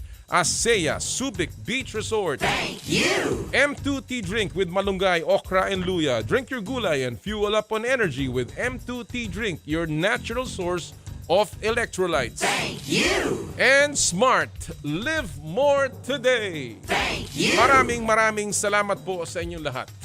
Alright, at this point, we are very happy to have with us on the show, maybe one of the few interviews is given so far, the top pick, the top rookie for the upcoming season of the PBA. Played for the St. Mary's College of California when he was in college, and a pro that has played in the NBA D-League, in the Australian League, in Spain, in Poland, in Kazakhstan, Slovenia, Romania, among others. Of course, one of the top, when he was in college, he was one of the top steals guys in his conference. And now he begins a new career with the PBA. We're very happy to have with us today the top dog, Stephen Holt. Good morning, Stephen. Thanks for joining us this morning. Hey, good morning. Thank you for having me. Appreciate it. Really happy to have you. Well, first of all, when did you arrive in Manila, Stephen? Last week. So I've had a few training sessions with the guys and one tune-up game, but I'm officially over my jet lag and ready to continue practice and building chemistry with the guys and getting the season started. How has it been so far in the Philippines? Are you enjoying your first week of stay here? Yeah, it's really hot, obviously. But yeah, I'm enjoying the weather, enjoying my time, just walking around, seeing the malls, and just getting some good food. And again, it's going to be a great experience for me. Have you been here before? The first time I came to the Philippines was actually in June when I got my passport. So, I see. I was here for like about 2 days, so I didn't get to see too much besides doing, the paperwork and stuff. But this will be my first full experience in the Philippines, and I'm looking forward to learning more on and off the court and playing the game. So I'm super excited. Well, you were picked as the top pick overall in the last PBA draft. How does it feel to be the number one pick, Stephen? It feels great. It was a long time to get here, but again, I'm super excited for the challenge and the responsibility to come in and try and help Terra Firma win as many games as possible. And, our goals are, trying to make the playoffs and just to have a overall really good season. So, so far practices have been great. The guys have been, very accommodating and helping me out with the system, and same with the coaches and the staff, and everyone has made me feel really welcome. And so I'm really excited, like I said, just to continue this basketball journey now in the PBA, and hopefully I can have a successful season with Terra Firma. Talking about your basketball journey, it has been a while. You went into the NBA draft, of course, back in 2014, and you've been around in many countries. Your last stint, of course, was in Romania, where you even won a bronze in the Euro Cup a couple of years ago. But at age 31, you are one of the oldest rookies that has ever come, and maybe the oldest top draft pick. I'm not too sure about that, but maybe one of the oldest. Why? The question, of course, that is begged is, why only now, Stephen? Why did you finally decide to join the PBA? Oh, yeah. That's a great question. I think the opportunity arose this summer for me to get my passport. And so up until this point, I think the only way I would have been able to play in the PBA was to slide in as an import. And so, those opportunities haven't, arise up until this point. And so mainly, once I got that passport, it's kind of like, hey, let's just, jump ship. And, I've been playing in Europe pretty much my whole career. And right. I just sought this as a new challenge and new opportunity. And, when I started this whole basketball journey, I don't know, maybe 9-10 years ago, to at least get one season in the Philippines was always my goal. And, now that I'm actually here and, in the country and getting to play in the PBA, like, again, it's definitely a privilege for me. And, I'm just, again, like, I can't explain how excited I am to finally have my passport and be here and compete and to show, my teammates, the league, and everyone, what I'm about on and off the court. And again, I just can't wait to compete and hopefully have a successful season. Yeah, you are, of course, Phil-American. Your full name is Stephen Jeffrey Carino Holt. Is the Carino side the Filipino side? Yes, sir. Yeah, it's my mom's maiden name, so it's right. I have two names. And where are the Carinos from here in the Philippines, Stephen? Grandmother's from Angeles City, and my grandfather was from San Fernando. So Pampanga. So you're a Kapampangan, Kabalen. That's how they call the people from Pampanga. And these people are the ones that are really cook some of the best dishes in the country. Do you have any siblings? Yes, I have a younger sister, Alyssa. She also graduated at St. Mary's. She played soccer there as well. She works at Nike at the world headquarters in Beaverton, Oregon, and hopefully her and my mom will be able to fly out for Christmas and get experience that time as a family together. So I'm super excited for that. How much of your side is Filipino? I mean, for instance, how much were you in touch with your Filipino side here in the Philippines? For starters, I know I probably have a bunch of family out here, so I just need to use my contacts from my mom's side and to hopefully get in contact with some of the family members that I have out here. But like I said, this is my first true experience in Manila, so everything is new to me. But I'm sure as games start and family members know that I'm out here, they'll for sure probably come to games and I'll get in contact with them. And, absolutely, it's going to be a great experience on and off the court for me. Well, a lot of people want to know you more. How Filipino are you? Do you eat Filipino food? Yeah, I mean, from time to time, my mom would cook Filipino food. I love lumpia, pancit, chicken adobo, all the basics. All the basics, yeah. And I'm definitely, like I said, if anyone has any recommendations for restaurants or anything in Manila, I'm all ears. So just shoot me a text or shoot me a message on Instagram, and I'll be glad to try some new restaurants. I certainly will tell my producer Mike Santillan to give you a lot of recommendations. He loves to eat. Awesome. All right. What about traditions? Do you follow Filipino traditions like going to the cemetery, visiting your dead, celebrations in Christmas, Holy Week, whatever it is? Yeah, I'm Catholic, so I mean, as we all know, it's very rooted in us in day in and day out. That's one of the main reasons why I can't wait for my family to come out for Christmas and experience, a true, Filipino Christmas as a family. So that's one of our bucket lists. And once the schedule comes out, I'll definitely book them some tickets, and hopefully they can, come out here for 2-3 weeks at a time. Oh, that'll be fun. Like I said, I'm super excited to actually be here and experience, all the traditions and getting a true Filipino experience. That'll be fun.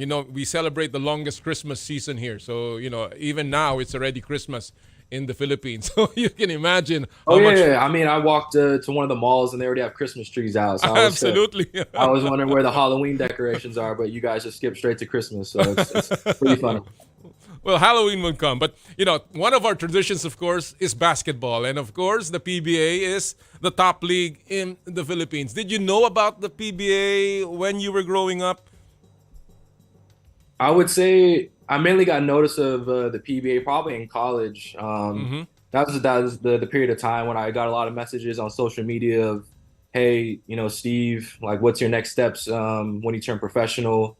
Are you going to come to the PBA? Agents hitting me up and et cetera, et cetera.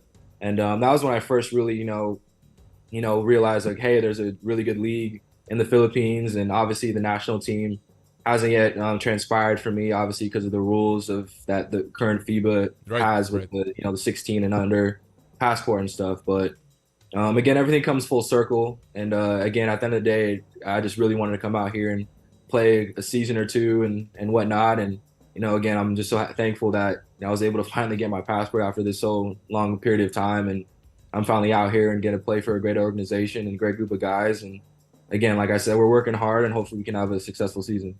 Is there a particular person that talked to you about the PBA, showed you about the games and maybe a particular player that interested you in the PBA?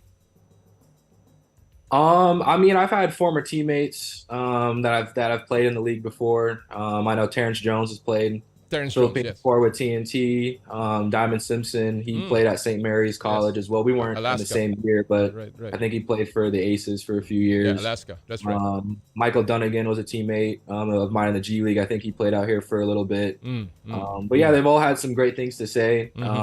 It's definitely more of a unique year-round season for me. Obviously, Europe's, straight 9-10 months, but here, you guys break it down between 3 conferences with different rules, and obviously this upcoming season's only 2 conferences. But, I'm learning everything new day to day, and, I'm just taking it in stride and like I said, I'm just again I keep reiterating this, but I'm really happy to be here and just practicing with the guys and can't wait for games to start. You are joining a team that, well, let's be blunt about it, has not made the playoffs. Has made the playoffs only once, I believe, in their franchise history. They have they had a terrible, of course, year last year. Had a 3-31 record, and of course has struggled in their PBA journey. How do you feel about a team that's rebuilding, Steve?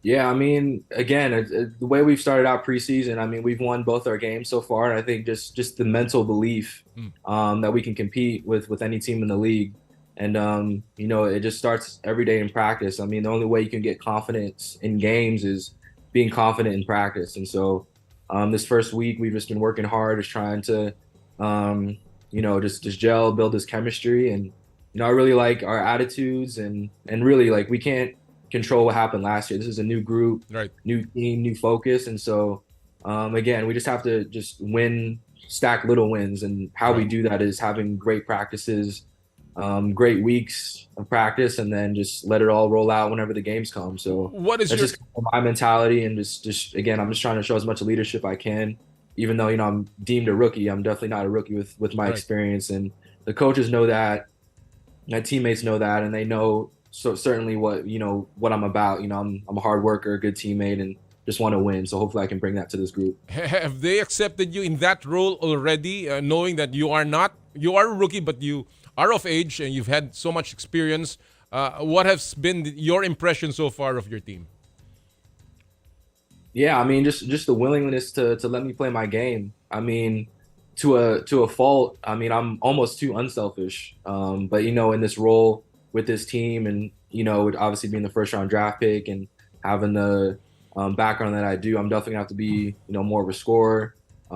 Maybe force some shots, which I'm totally not really used to in Europe, just trying to play the right way. But again, it just comes with time, it comes with practice, and just my mental approach to the game. And so I'm definitely gonna have to shift my focus on that, just trying to be aggressive on every single possession, just trying to create for myself and for my teammates. And at the end of the day, I'm just going to do my best to try and win and help the group. Well, you're known not only as a scorer, but also on your defense. You led your college in steals. You led your conference in steals. Even your highlights show a lot of that, the way you play the passing lanes. Do you think that this energy that you bring, particularly on defense, is going to rub off on your team? And what else do you bring to the table for Terra Firma? Yeah, absolutely. I've always taken pride in being a two-way player. It's easy to score and shoot shots, but you have to defend and make sure your man doesn't score and get stops as a team. That's the only way you can win and stack the lead. But yeah, again, it all starts in practice. It's building confidence on the offensive end and on the defensive end as a team. And so I'm just trying to do that, pick up full court, communicate with my teammates on the floor, and again, just be a leader. And I've always been that way with my voice, but also with my actions. So everything's aligning. Again, we just have to go out and prove it, and hopefully we can do that this year. The PBA is a tough league. It's a very physical league. What do you think will be your biggest adjustment to this kind of style, this Philippine basketball style? Again, I think just looking at the box scores and just how the games go. I mean, I haven't played in 12-minute quarters. Europe's 10 minutes. The amount of minutes I'll probably play this season, probably above 30 in each game. And typically in Europe, I've been playing between 20 to 25. Obviously, could reach 30 in a game. So conditioning is going to have to be elite. Right. Again, like I said, I'm a two-way player, so I'm probably not going to take any possessions off on the defensive end. So even more so with a 48-minute game, I'm going to have to be in elite shape. And I've always been in good shape and haven't been any injuries, any surgeries, anything like that. I've, again, taken pride in taking care of my body on and off the court. So again, I think those are probably just the little adjustments. And, everyone's told me how physical the league is. And obviously players will probably try and, test me and being a new guy on the floor and just the expectation of being the number one pick. But, again, at the end of the day, all I can do is control what I can control. And that's just playing hard, being a good teammate, and yeah, again, all I can do is control what I can control. Are you looking already at the Rookie of the Year here and being the top pick? Does that put more pressure on you to win the ROI? To be honest, I haven't even thought about that. I mean, it's ironic, trying to win a rookie award, but, I don't see it as a rookie award since I've been playing professional basketball for 10 years. And so I'm more focused on trying to, achieve the goals that Terraformer hasn't been able to achieve. I mean, you said they've won 3 games last season. And so I think it'd be more impressive and more important for me to help this group reach the playoffs and win as many games as possible. I think that'll be more of a meaningful season for me than winning Rookie of the Year for sure. Excellent. Well, before I let you go, I know it's going to be a long career for you here in the PBA. You signed a 2-year contract with Terra Firma, and obviously, once the fans begin to see your game, this will certainly become home to you. What are you most looking forward to in your stay, not only in the PBA but I guess in the Philippines? Yeah, I mean, just like you said, just getting to know the fans and just the culture and the basketball community. I mean, just the support everyone receives at every single level is just second to none. And so that's one of the main things that has excited me for me to finally be out here is to, okay, I've been able to have a solid career in Europe, but really no one knows me in Asia. And so this is my first experience. And I think obviously my teammates and coaches have learned, quickly that, I'm a good teammate. I go about my business the right way. I compete. I'm all about winning. And so now it's just for me to show my game for the rest of the league and the rest of the country and the rest of Asia and whoever tunes into our game. So, yeah, I mean, the games are going to be coming up pretty quick and, we're just got to keep working hard and hopefully we'll be ready. All right. Well, Steve, we look forward to seeing you in the court. We're all excited to finally see Stephen Holt play in the PBA, and we wish you all the best. Stay away from injuries and have a good and long career in the PBA. Again, congratulations, and thank you so much for joining us today. No, I appreciate the wishes. Thank you for having me. Thank you. Mga kaibigan, ang number 1 pick overall ng PBA, Stephen Holt, just about ready to show what he's got in the PBA. Hindi po to any kind an ordinary rookie. He is 31 years old and he's been around, so you can imagine the kind of experience that he has, and he certainly will be a big help para sa Terra Firma Jeep na kailangan ang tulong. Sana lang wag ma-trade kaagad. Alright mga kapatid, bago tayo magpatuloy, silipin muna natin ang golden moments this week in sports history. Power and Play with Noli Eala. October 14, 1916 o 107 years ago, wow, ginanap ang pinakaunang PGA Men's Golf Championship sa Siwanoy Country Club sa New York. Nanalo dyan si Jim Barnes at 1 hole lang ang lamang niya kontra kay Jock Hutchinson sa 36-hole final. Ang premyo noon sa prestiyosong tournament ay tumataginting na $500. Jim Barnes wins the inaugural PGA Championship this week in sports history. Nako, grabe. Ngayon po ang labanan pagdating sa golf, milyong dolyares. In fact, halimbawa si Victor Hovland won back-to-back tournaments. He won $18 million. Hindi na po $500, kaya layo na ng narating ng sports. Talking about malayo na ang narating, well, our next set of guests have certainly shown na hindi lamang malayo na ang kanilang narating, kundi malayo na rin ang narating ng kanilang sport na jiu-jitsu. At yan po ang ating itatampok in the spotlight. Power and Play with Noli Eala. They are the queens of the Asian Games. Mga bago nating gold medalists at nagbigay ng karangalan sa ating bansa.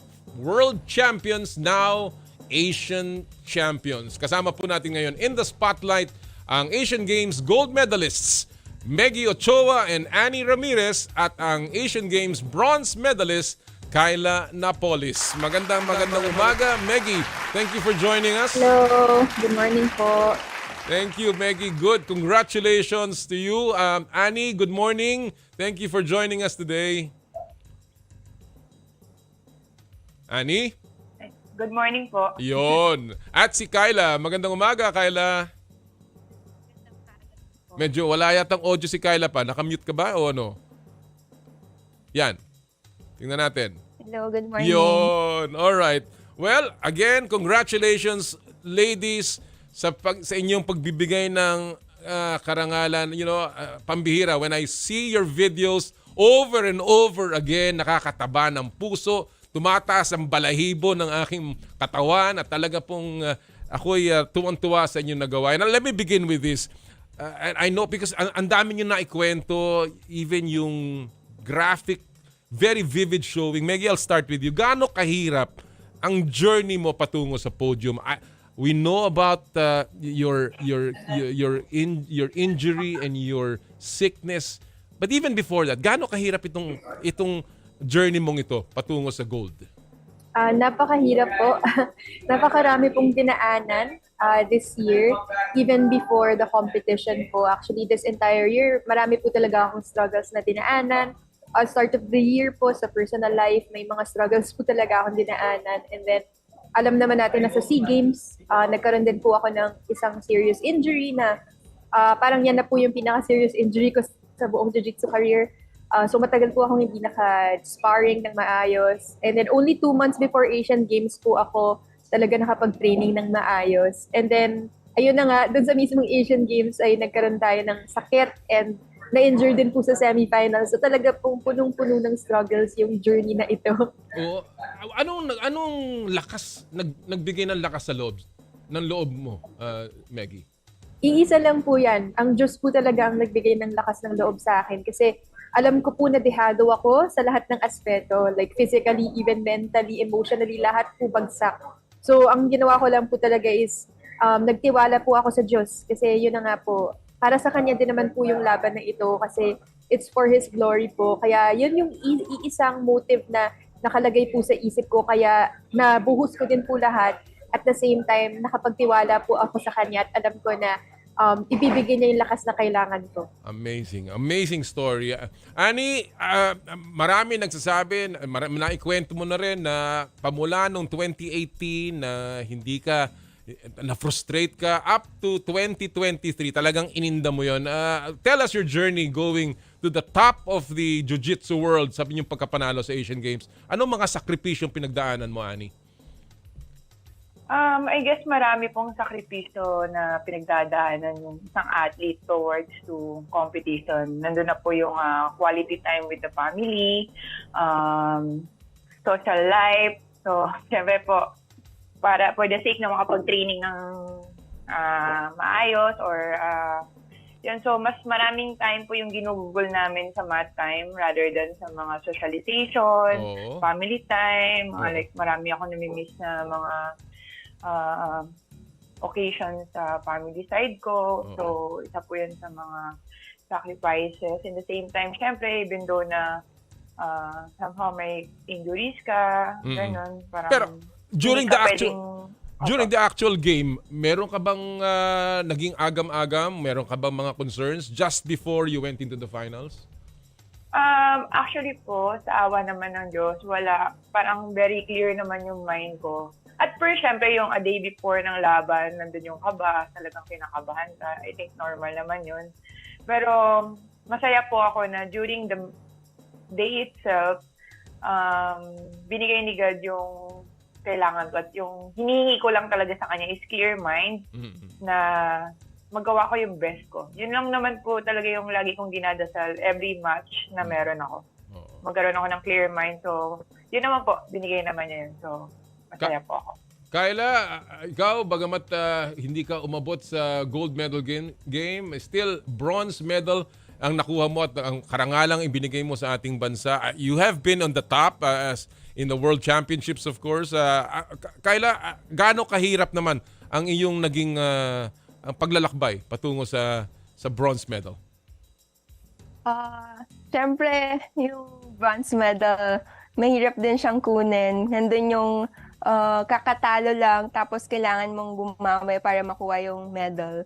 So, ayun, yung tumulong sa akin sila, Annie and Maggie din dun sa warm-up area. Sila yung nag-warm up sa akin, tsaka sila din yung nag-pray before nung match ko for the bronze medal. I wanna ask about that kasi mukhang itong jiu-jitsu community is very close.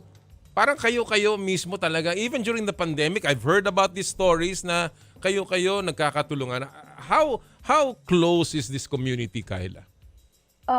For me, kahit na iba-iba kasi kami ng pinagtitrainingan, iba-iba kaming gym.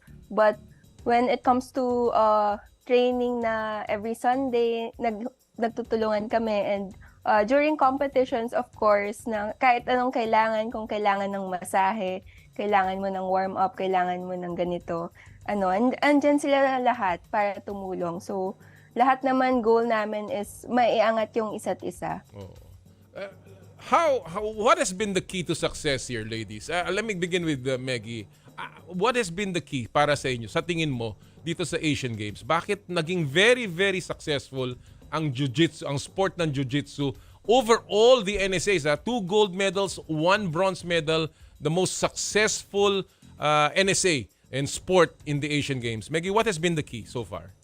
Sa totoo lang po, I believe na bawat isa po kasi iba yung naging key. Iba-iba po yung motivation ng bawat isa. Pero I think as a whole, ang naging key po kasi 2018 we had a very disappointing turnout. And then I think from there po, parang nag-promise kami na this will never happen again. And then we will move forward from here. We will get better from here. And then everybody did their homework.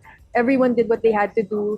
From 2018 going towards 2023, talagang ginawa po namin ang lahat. Nandyan yung nag-build ng experience sa mga ibang competitions. We went through several training camps. So everyone really did what they had to do. And ayun po, dito nakamit natin yung mga medalya na nararapat na makamit.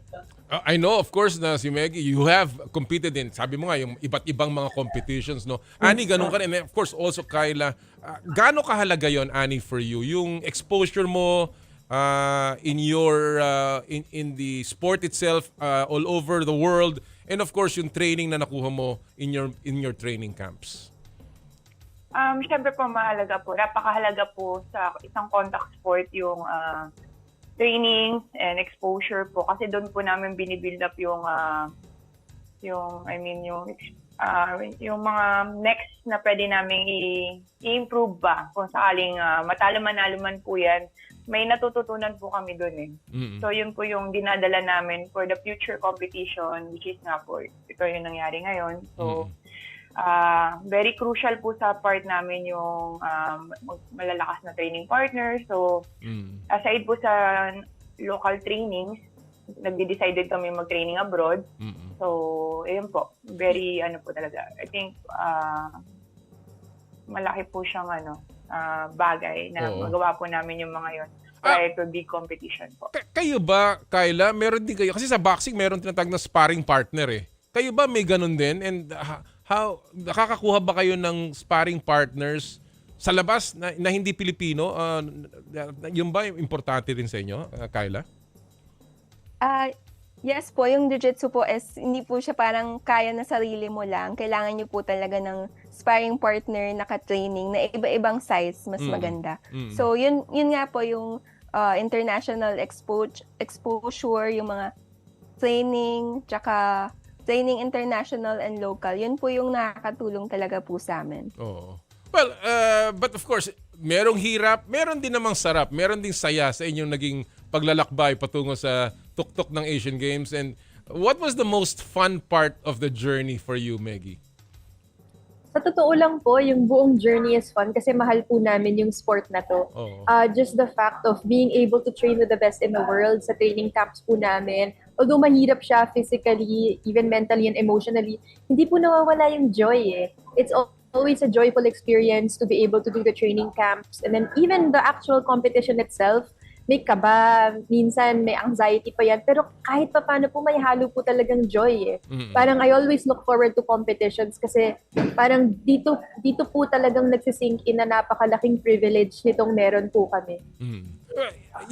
Sabi ko nga, very successful ang jiu-jitsu in the Asian Games. Annie, are you sending a message na dapat bigyan ng mas malaking attention pa ang mga sports katulad ng jiu-jitsu, a lot of combat sports na siguro hindi nyo nakukuha kung ihahambing sa mga more popular and commercially oriented sports.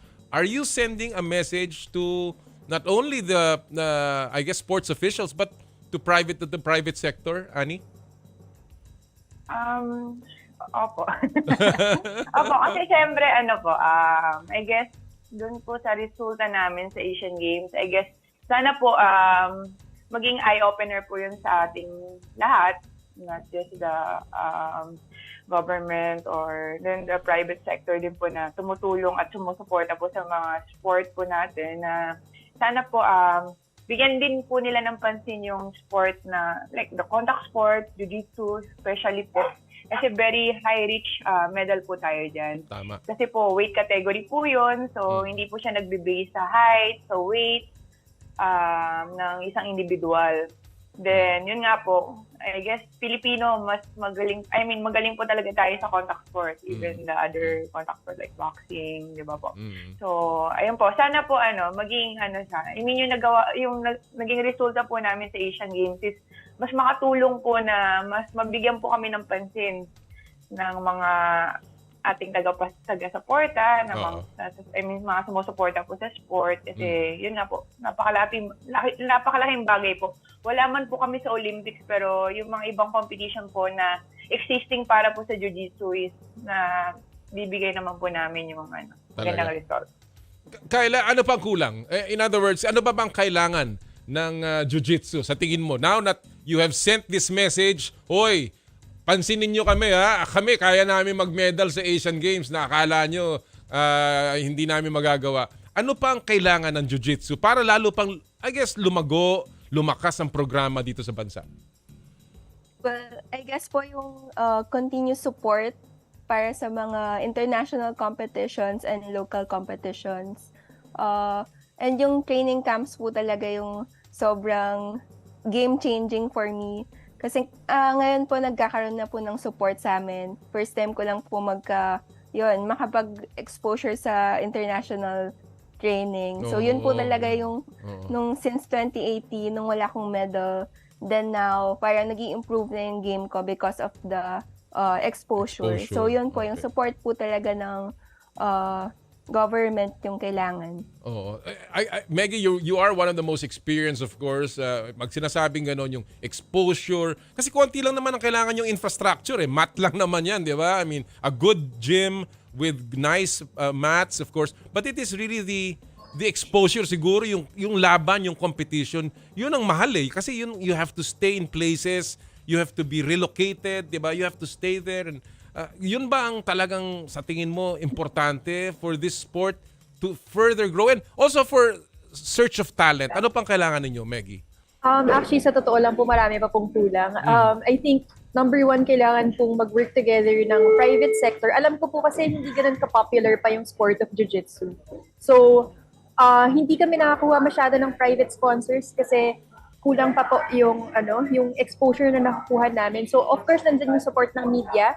Nagpapasalamat kami sa mga nag-feature sa amin kasi syempre para po dun sa mga private sponsors, ang important po kasi sa kanila is kilala yung sport, kilala yung mga isa-sponsor nila. So ngayon po, syempre kailangan mag-work together ng media, ng private sector para lalo pong dumami yung pondo na papasok dito sa sport kasi alam naman po natin na yung gobyerno po limitado lang din po kasi po syempre limited lang din yung funds ng Philippine Sports Commission dahil napakarami nilang sports na sinusponsoran. So sana po kahit yung private sector makita po nila na maganda mag-invest dito sa sport ng jiu-jitsu kasi nga po sa ngayon po hindi pa po siya ganun kakilala pero sana po lalo po siyang makilala dahil dito and then lalong dumami yung mga bata na magpa-practice ng sport. And then eventually po parang maging na po siya, parang yung Pilipinas sana makilala siya bilang isang bansa po na talagang talamak po yung jiu-jitsu. And ayun, sigurado po talaga ako na pag lalong makilala yung sport na ito, lalo pa pong dadami yung mga medalya na makukuha natin dito. Oo, definitely. Nakikita ko nga sa likod mo yung mga nagtitraining, mga kabataan. Talagang... Yes po, nasa kids class po ako ngayon, nag-step out lang po ako para po dito sa interview. Sana nga tuloy-tuloy ang pagdadami pa ng mga lalaban para sa Jiu-Jitsu. Alright, let me just end this interview. More summits to conquer, obviously, for the three of you. What's next para sa iyo, Kyla? Anong susunod na pinaghahandaan mo? Yung ngayon po pinaghahandaan ko po is yung latest na sa October 22 po yung World Combat Games. So nag-qualify po ako doon. So hopefully better turn out than Asian Games. Nako, talagang pagdadasal natin yan. World Combat Games. Yan na, nakaganyan na ako para manalo tayo. Annie, ikaw, what's next? What's the next mountain to conquer para sa iyo?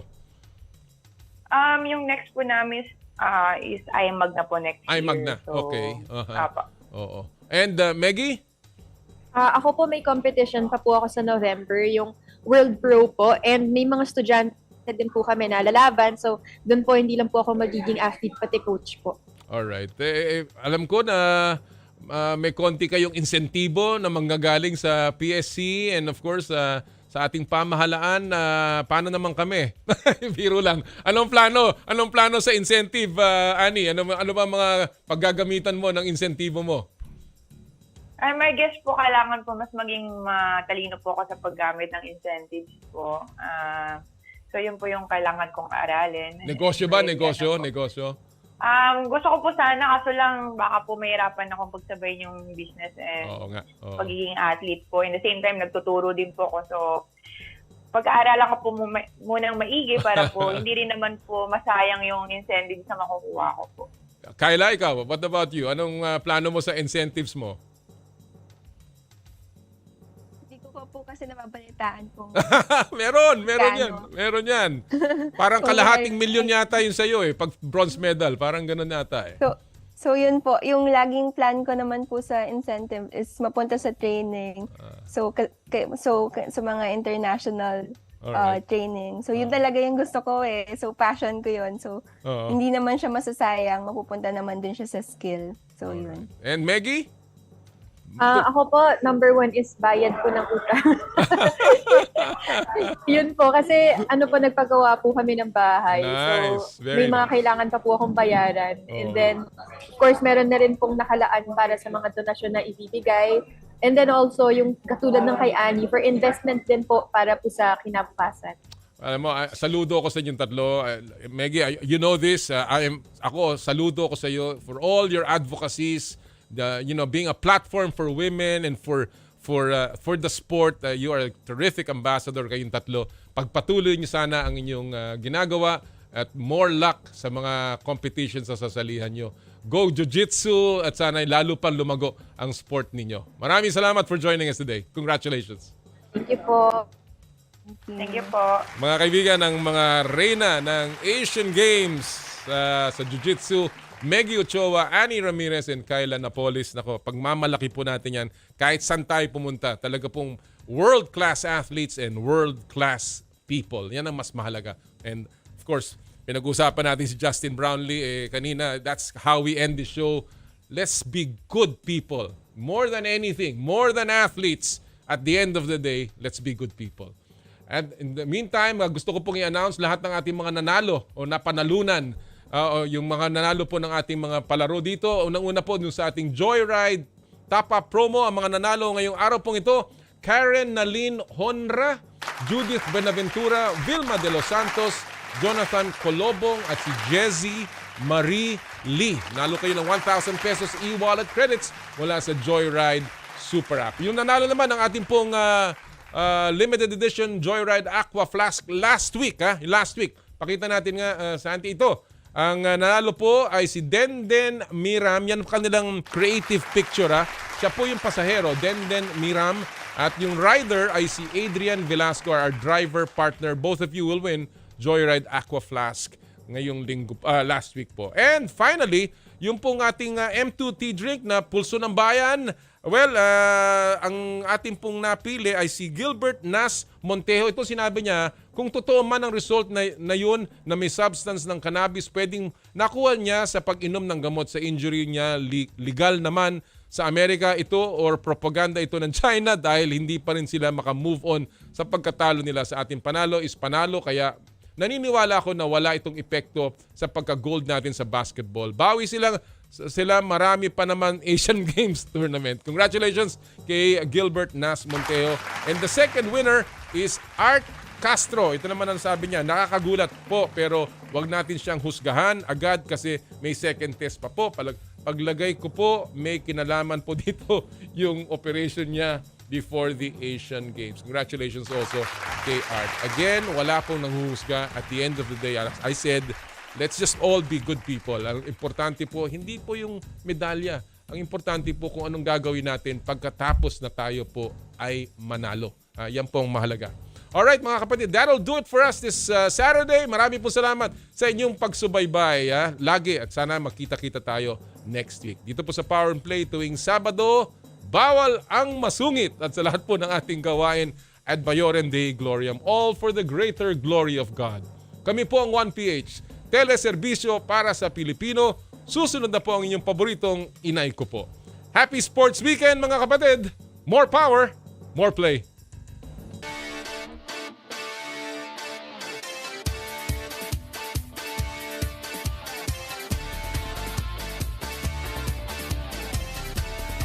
Sa kapwa ko Pilipino, ipagmalaki ang galing na meron tayo.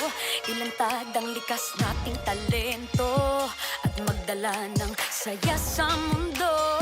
Sa harap ng pagsubok ay di susuko, para sa pangarap tayo'y porsigido. Magpakitang gilas na at huwag magpatalo, ipagdiwang natin ang Pilipino. Yan ang Pinoy.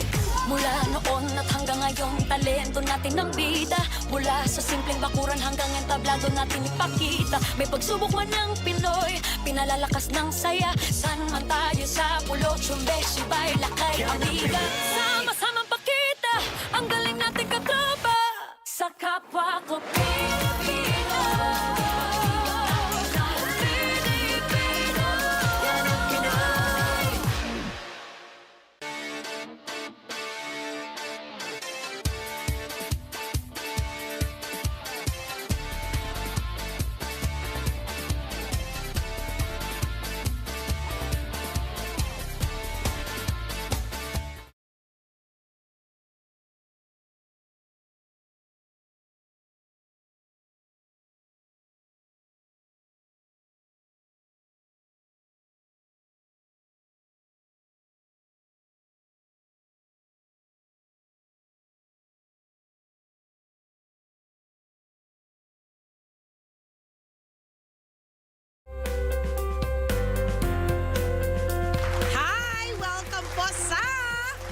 ko po.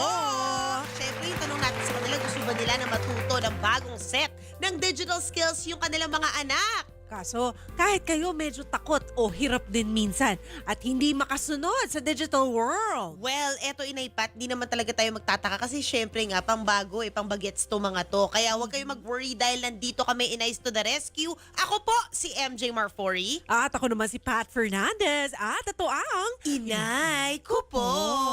At syempre, bukod sa digital skills na pinag-uusapan natin, pagtutugon sa eating disorders, na baka mamaya hindi natin alam, meron yung mga anak natin o mismong tayo, di ba? Pag-uusapan natin yan kasama ng ating guest expert. Meron din po tayong inspiring na kwento ng inay na rumarakit para sa anak na may sakit. So, abangan po yan. At syempre, sa What's Inay, aralin natin ang digital workshop para sa ating mga chikiti. Kaya samahan nyo kami sa isang oras ng kwentuhan ngayong umaga. Tumutok dito sa 1PH Signal Channel 1, sa Signal Play app pati na rin sa Facebook and YouTube ng 1PH. Mag-comment, mag-subscribe at mag-share mga inay. And for those on the go, mapapakinggan niyo po kami sa Radyo 5 92.3 True FM. Hello sa mga kapatid nating motorista, mga magulang na nakikinig sa atin at mga anak. O eto na, pag-usapan na agad natin. Hello kina Nico Cabales, Ash Dungo, Francis Anthony Gador, at pati na rin kay Femia Sagang, Embet Avener Borreo, and Arian Miles Fitzgerald. Wow, Ay, Fitzgerald. I love it. Good morning. Good morning. O, pag-usapan natin itong kinaaliwan ng netizens ang uploaded video ng isang nanay kung saan makikitang gulat na gulat si inay. Bakit ka mo? Kasi naglilinis ng bahay ang kanyang asawa at mga anak. For a OMG. change. Well, baka sila magulat pag ako yung naglilinis ng bahay. Diba? Pero Sa susunod po nating maraming segment, inay. ganon. Oo, ibang topic yon. Pero sa video na ito, makikitang mukhang hindi makapaniwala si inay sa nangyayari. Biro naman ng ilang netizens, parang horror movie ang video. Watch this. Ayan. O, diba? Tinan mo yung nangyayari dyan, Inay Pat. I love it. Nagulat siya.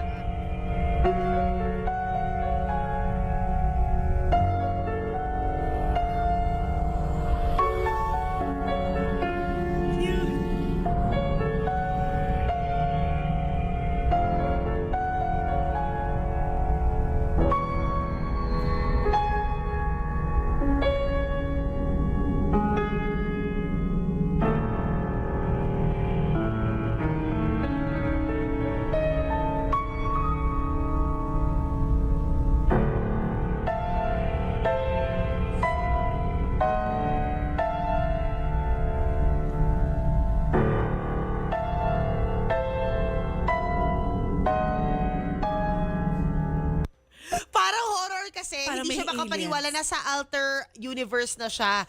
O baka mamaya, parang episode ng Black Mirror, gino-joke time ba ako ng mga to? Sana all. Pero ang galing niya na kahit yung toddler niyan, talagang nakagawa pa sila ng content na ganyan na maraming makaka-relate na inay, di Parang ba? even the toddler is part of the family. He's part of the team. Oo. Pero anyway, ano to? Si V. Cortez, pag-usapan natin, Inay Pat. Oo, kasi ang galing. Ito ang Road to a Healthier Body na peg ni Inay V. Cortez sa kanyang recent ganap sa buhay. At ibinahagi niya sa kanyang post ang kanyang weight loss journey from 94 kilos, naging 60 kilos na lang. Oo. Ha? Bongga. At bukod sa pagbabawas ng kanin, nagsimula na rin mag-gym si Inay V. Paalala niya sa mga netizens, disiplina ang pinakakailangan para ma-achieve ito. Oo, in fairness sa kanya, no, talagang grabe yung ano niya before and after ni Inay V. Para sa kanyang health. Oo, diba? actually kasi pag sa anak mo, maiisip mo rin talaga gawin yan. Yes. Pero eto naman, good vibes naman ang hatid nitong post na isang netizen. Nagpaalam kasi siya sa kanyang magulang na lalabas kasama mga kaibigan. Pero alam niyo kung paano niya ginawa? O eto, dinaan sa isang mahabang formal letter. Ay, sus Siyempre, Mariose. o diba, may pa-secretary level. O diba, pa-executive formal letter tayo. Ang magulang napapayag tuloy. Sabi nitong anak, tiniyak naman na susundin ang nakapagkasunduan nila ng kanyang mga magulang, lalo't alam na mag-aalala ito sa kanya. Nakakatuwa na may ganito pa, no? Talagang kailangan excuse letter kasi parang nag-absent ka sa class. Kailangan talagang may formal. Sa true. Ayan. Pero ito na, mag-main topic na tayo, Inay Pat. Yes, kasi kamakailan lang binahagi ni Miel Pangilinan, anak ni Sharon Cuneta, ang saloobin sa comment ng isang netizen na sinabihan siyang huwag kumain ng kanin. OMG, ano ba? Hindi okay kay Miel ang sinabi ng netizen. Obvious ba? At ibinahagi rin na recovering siya sa isang eating disorder. Oo, guys, seryoso ito. 2023 na, no? Pero hindi pa rin po natitigil yung mga insensitive comment. Pinaka-okay talaga na alamin natin yung sitwasyon bago po tayo magsalita. Actually, si Miel, napapanood ko sa TikTok Live. Everyday siya nagti-TikTok Live. Nagme-makeup. Diba? Kumakanta. She's, I mean, let her live, 'di ba? Pero I'm sure hindi lang si Miel, yung mga bata na ganito yung napagdadaanan, nararamdaman. In one point in our lives, lalo na ikaw, Inay Pat, nag-beauty queen ka pa, na kahit perfect ka na tingnan, I'm sure there was scrutiny. Naranasan mo ba yun? Hindi, pero growing up naman talagang yung mom ko medyo critic talaga siya. So medyo sanay ako sa gano'n. Red flag! Dalaw ka lang. Hi, Ma. Good morning. Pero, totoo yan. Tinrain niya ako para hindi na ako masyado masaktan sa mga badi. Wala. Para mas maintindihan pa natin ang pagkakaroon ng eating disorder, ipapaliwanag sa atin ni Mr. Mike Jansen Pacifico, consultant psychologist mula sa Hopes Psychological Services. Good morning. Good morning. Ayan. Oo, so si Mr. Mike, habang pumapasok po siya sa ating linya, 'di ba? Ano yung iba't ibang klase nga ng eating disorder? May bulimia, anorexia, na hindi natin alam. Alam mo, yung At meron din nakakaloka, yung extreme ha, yung talagang sinastuff lang nila yung sarili nila dahil feeling nila, gorging. ano sila, hindi sila, empty talaga sila.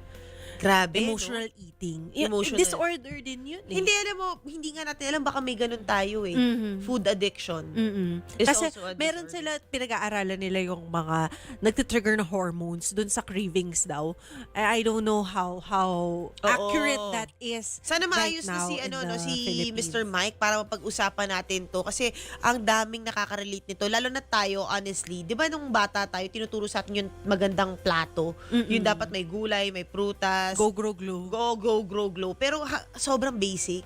Oo. Hindi siya talagang ini-inculcate yung nutrition. Na nutrition dapat yung dapat ituro. Hindi yung sinasabi na basta gulay okay. Hindi eh. Dapat mas malalim pa doon yung sa platong ng Pilipino. Yung Ako naman, explain. yung mom ko kasi, advocate siya nung portion control talaga. So, every 2 hours, kailangan namin kumain as kids. Until sa school, meron kaming mga maliliit na baunan. So, ito kailangan mo kainin ng 10 a.m., ito kailangan kainin mo ng 12, 1, ganyan. So, nataka yung classmates ko, ang dami mong kinakain, pero hindi ka tumataba. Hindi, kasi naka-portion mom ko, control. naka-portion control siya. Oo. guys. So, okay na raw ang guest natin si Mr. Mike. Hi, Mr. Mike! Good morning! Good morning! Good morning everyone. Ayan. So, eto na. Kanina medyo natalakay ko na yung anorexia, bulimia. May iba pa bang klase ng eating disorder? Actually, marami, no? In fact, 6 lahat yung nire-recognize natin na official diagnosis for eating Which and feeding disorder. So, meron tayong, yung pinaka-common is yung anorexia nervosa. We also have bulimia nervosa. Meron din tayong binge eating disorder. Meron din tayong avoidant restrictive disorder. Meron ding pica at meron ding rumination disorder. So Ano there yun? are a Yung lot dalawang of dulo? Parang eating bago sa akin yung dalawang dulo na sinabi mo.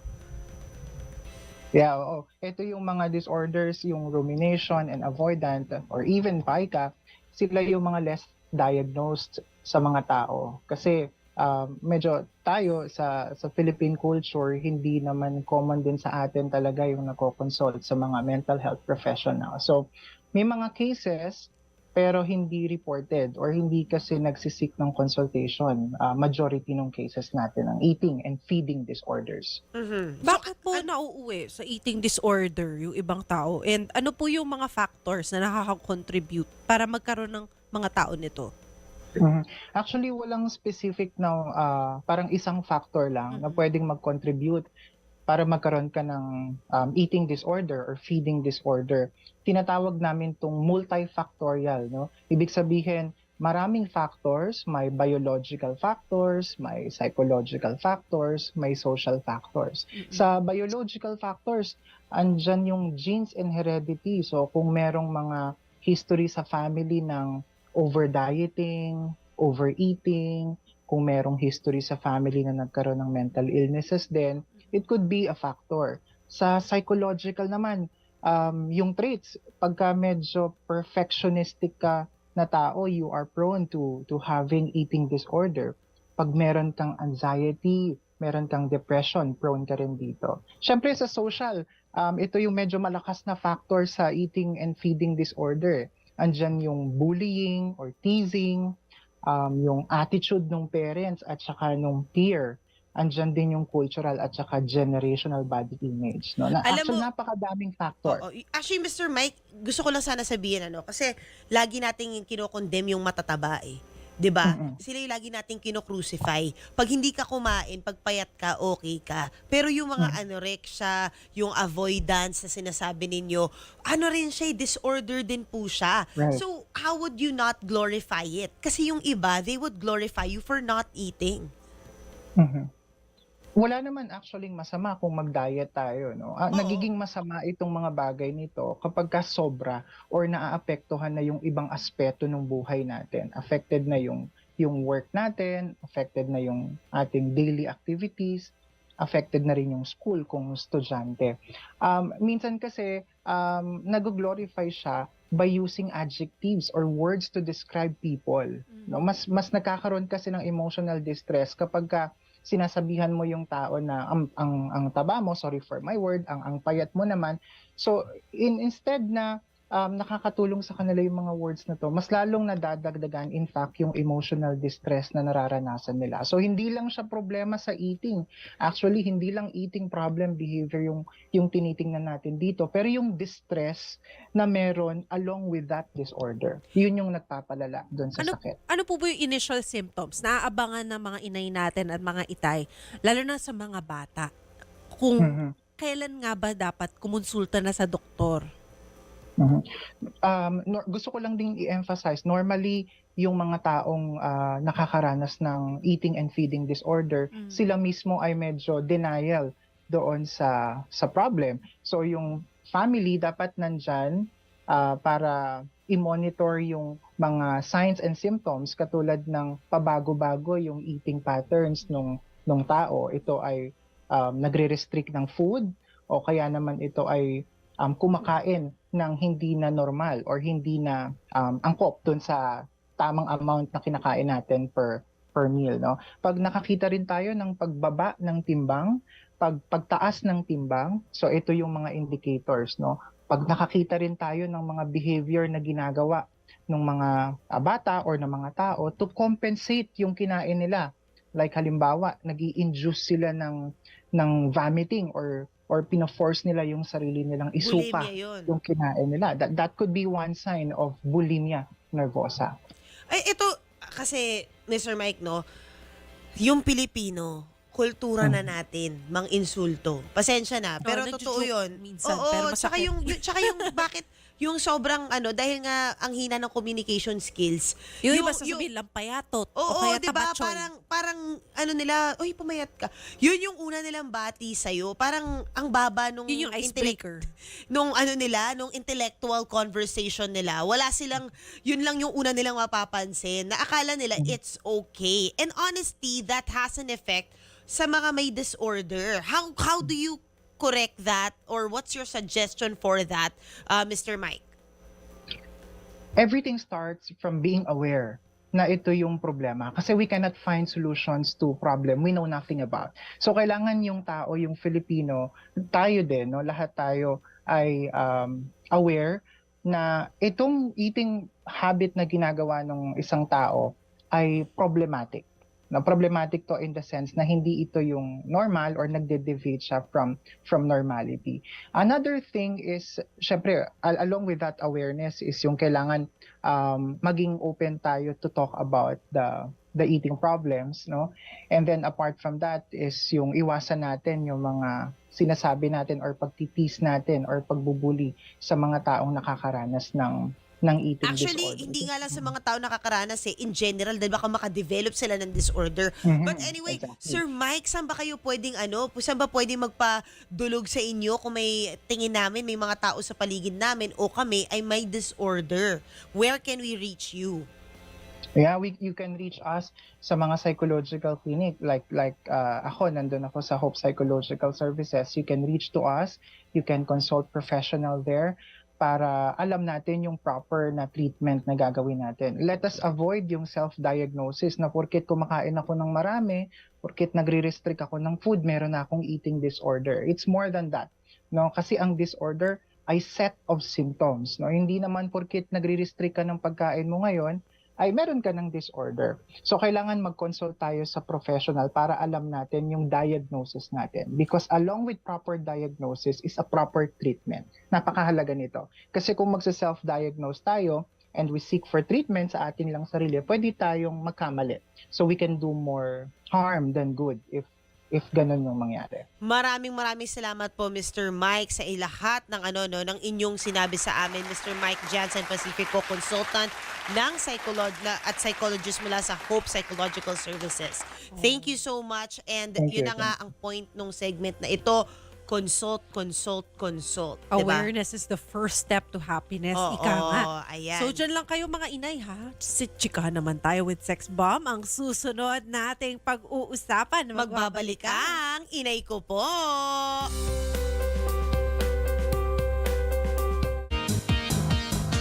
Ka-Bloom! Charm Fat Con, bangong umaga bloom. Charm Fat Con, damit ay may bango ng salibong bulaklak. Charm Fabric Conditioner. With Stay Fresh Technology, damit ay ka-bloom sa bango. Charm Fat Con, bangong umaga bloom. Charm Fat Con, damit ay may bango. Inay ko po! Sabado, alas 10 ng umaga.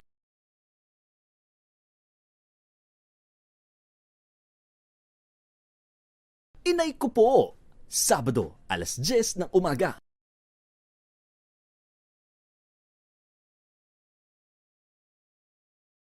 Inay ko po!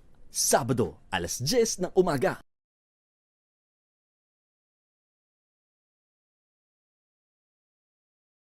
Inay ko po! Sabado, alas 10 ng umaga.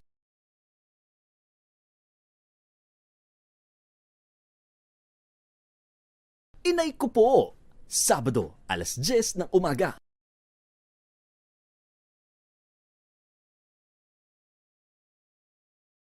Inay ko po!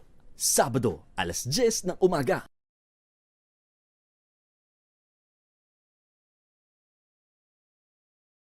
Inay ko po! Sabado, alas 10 ng umaga.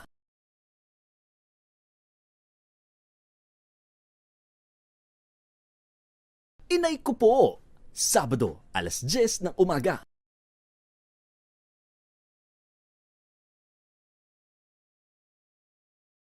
Inay ko po! Sabado, alas 10 ng umaga.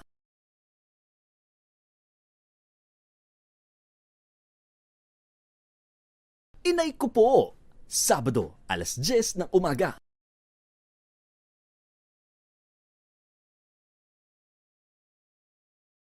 Inay ko po! Sabado, alas 10 ng umaga. Ano nila, no, yung kay Sex Bomb IZ, 'di ba? Na alam naman natin, parang a month ago, nagka-issue siya kasama kanyang anak na naging drag queen. So let's watch this. Ayan. So anyway, Inay Pat, 'di ba? Nakakatuwa yung Sex Bomb kasi hanggang ngayon, sobrang buhay at tatag pa rin ng kanilang group chat. Nagyayayaan pa rin sila. At they're more than just a group. They're part of Philippine pop culture. That's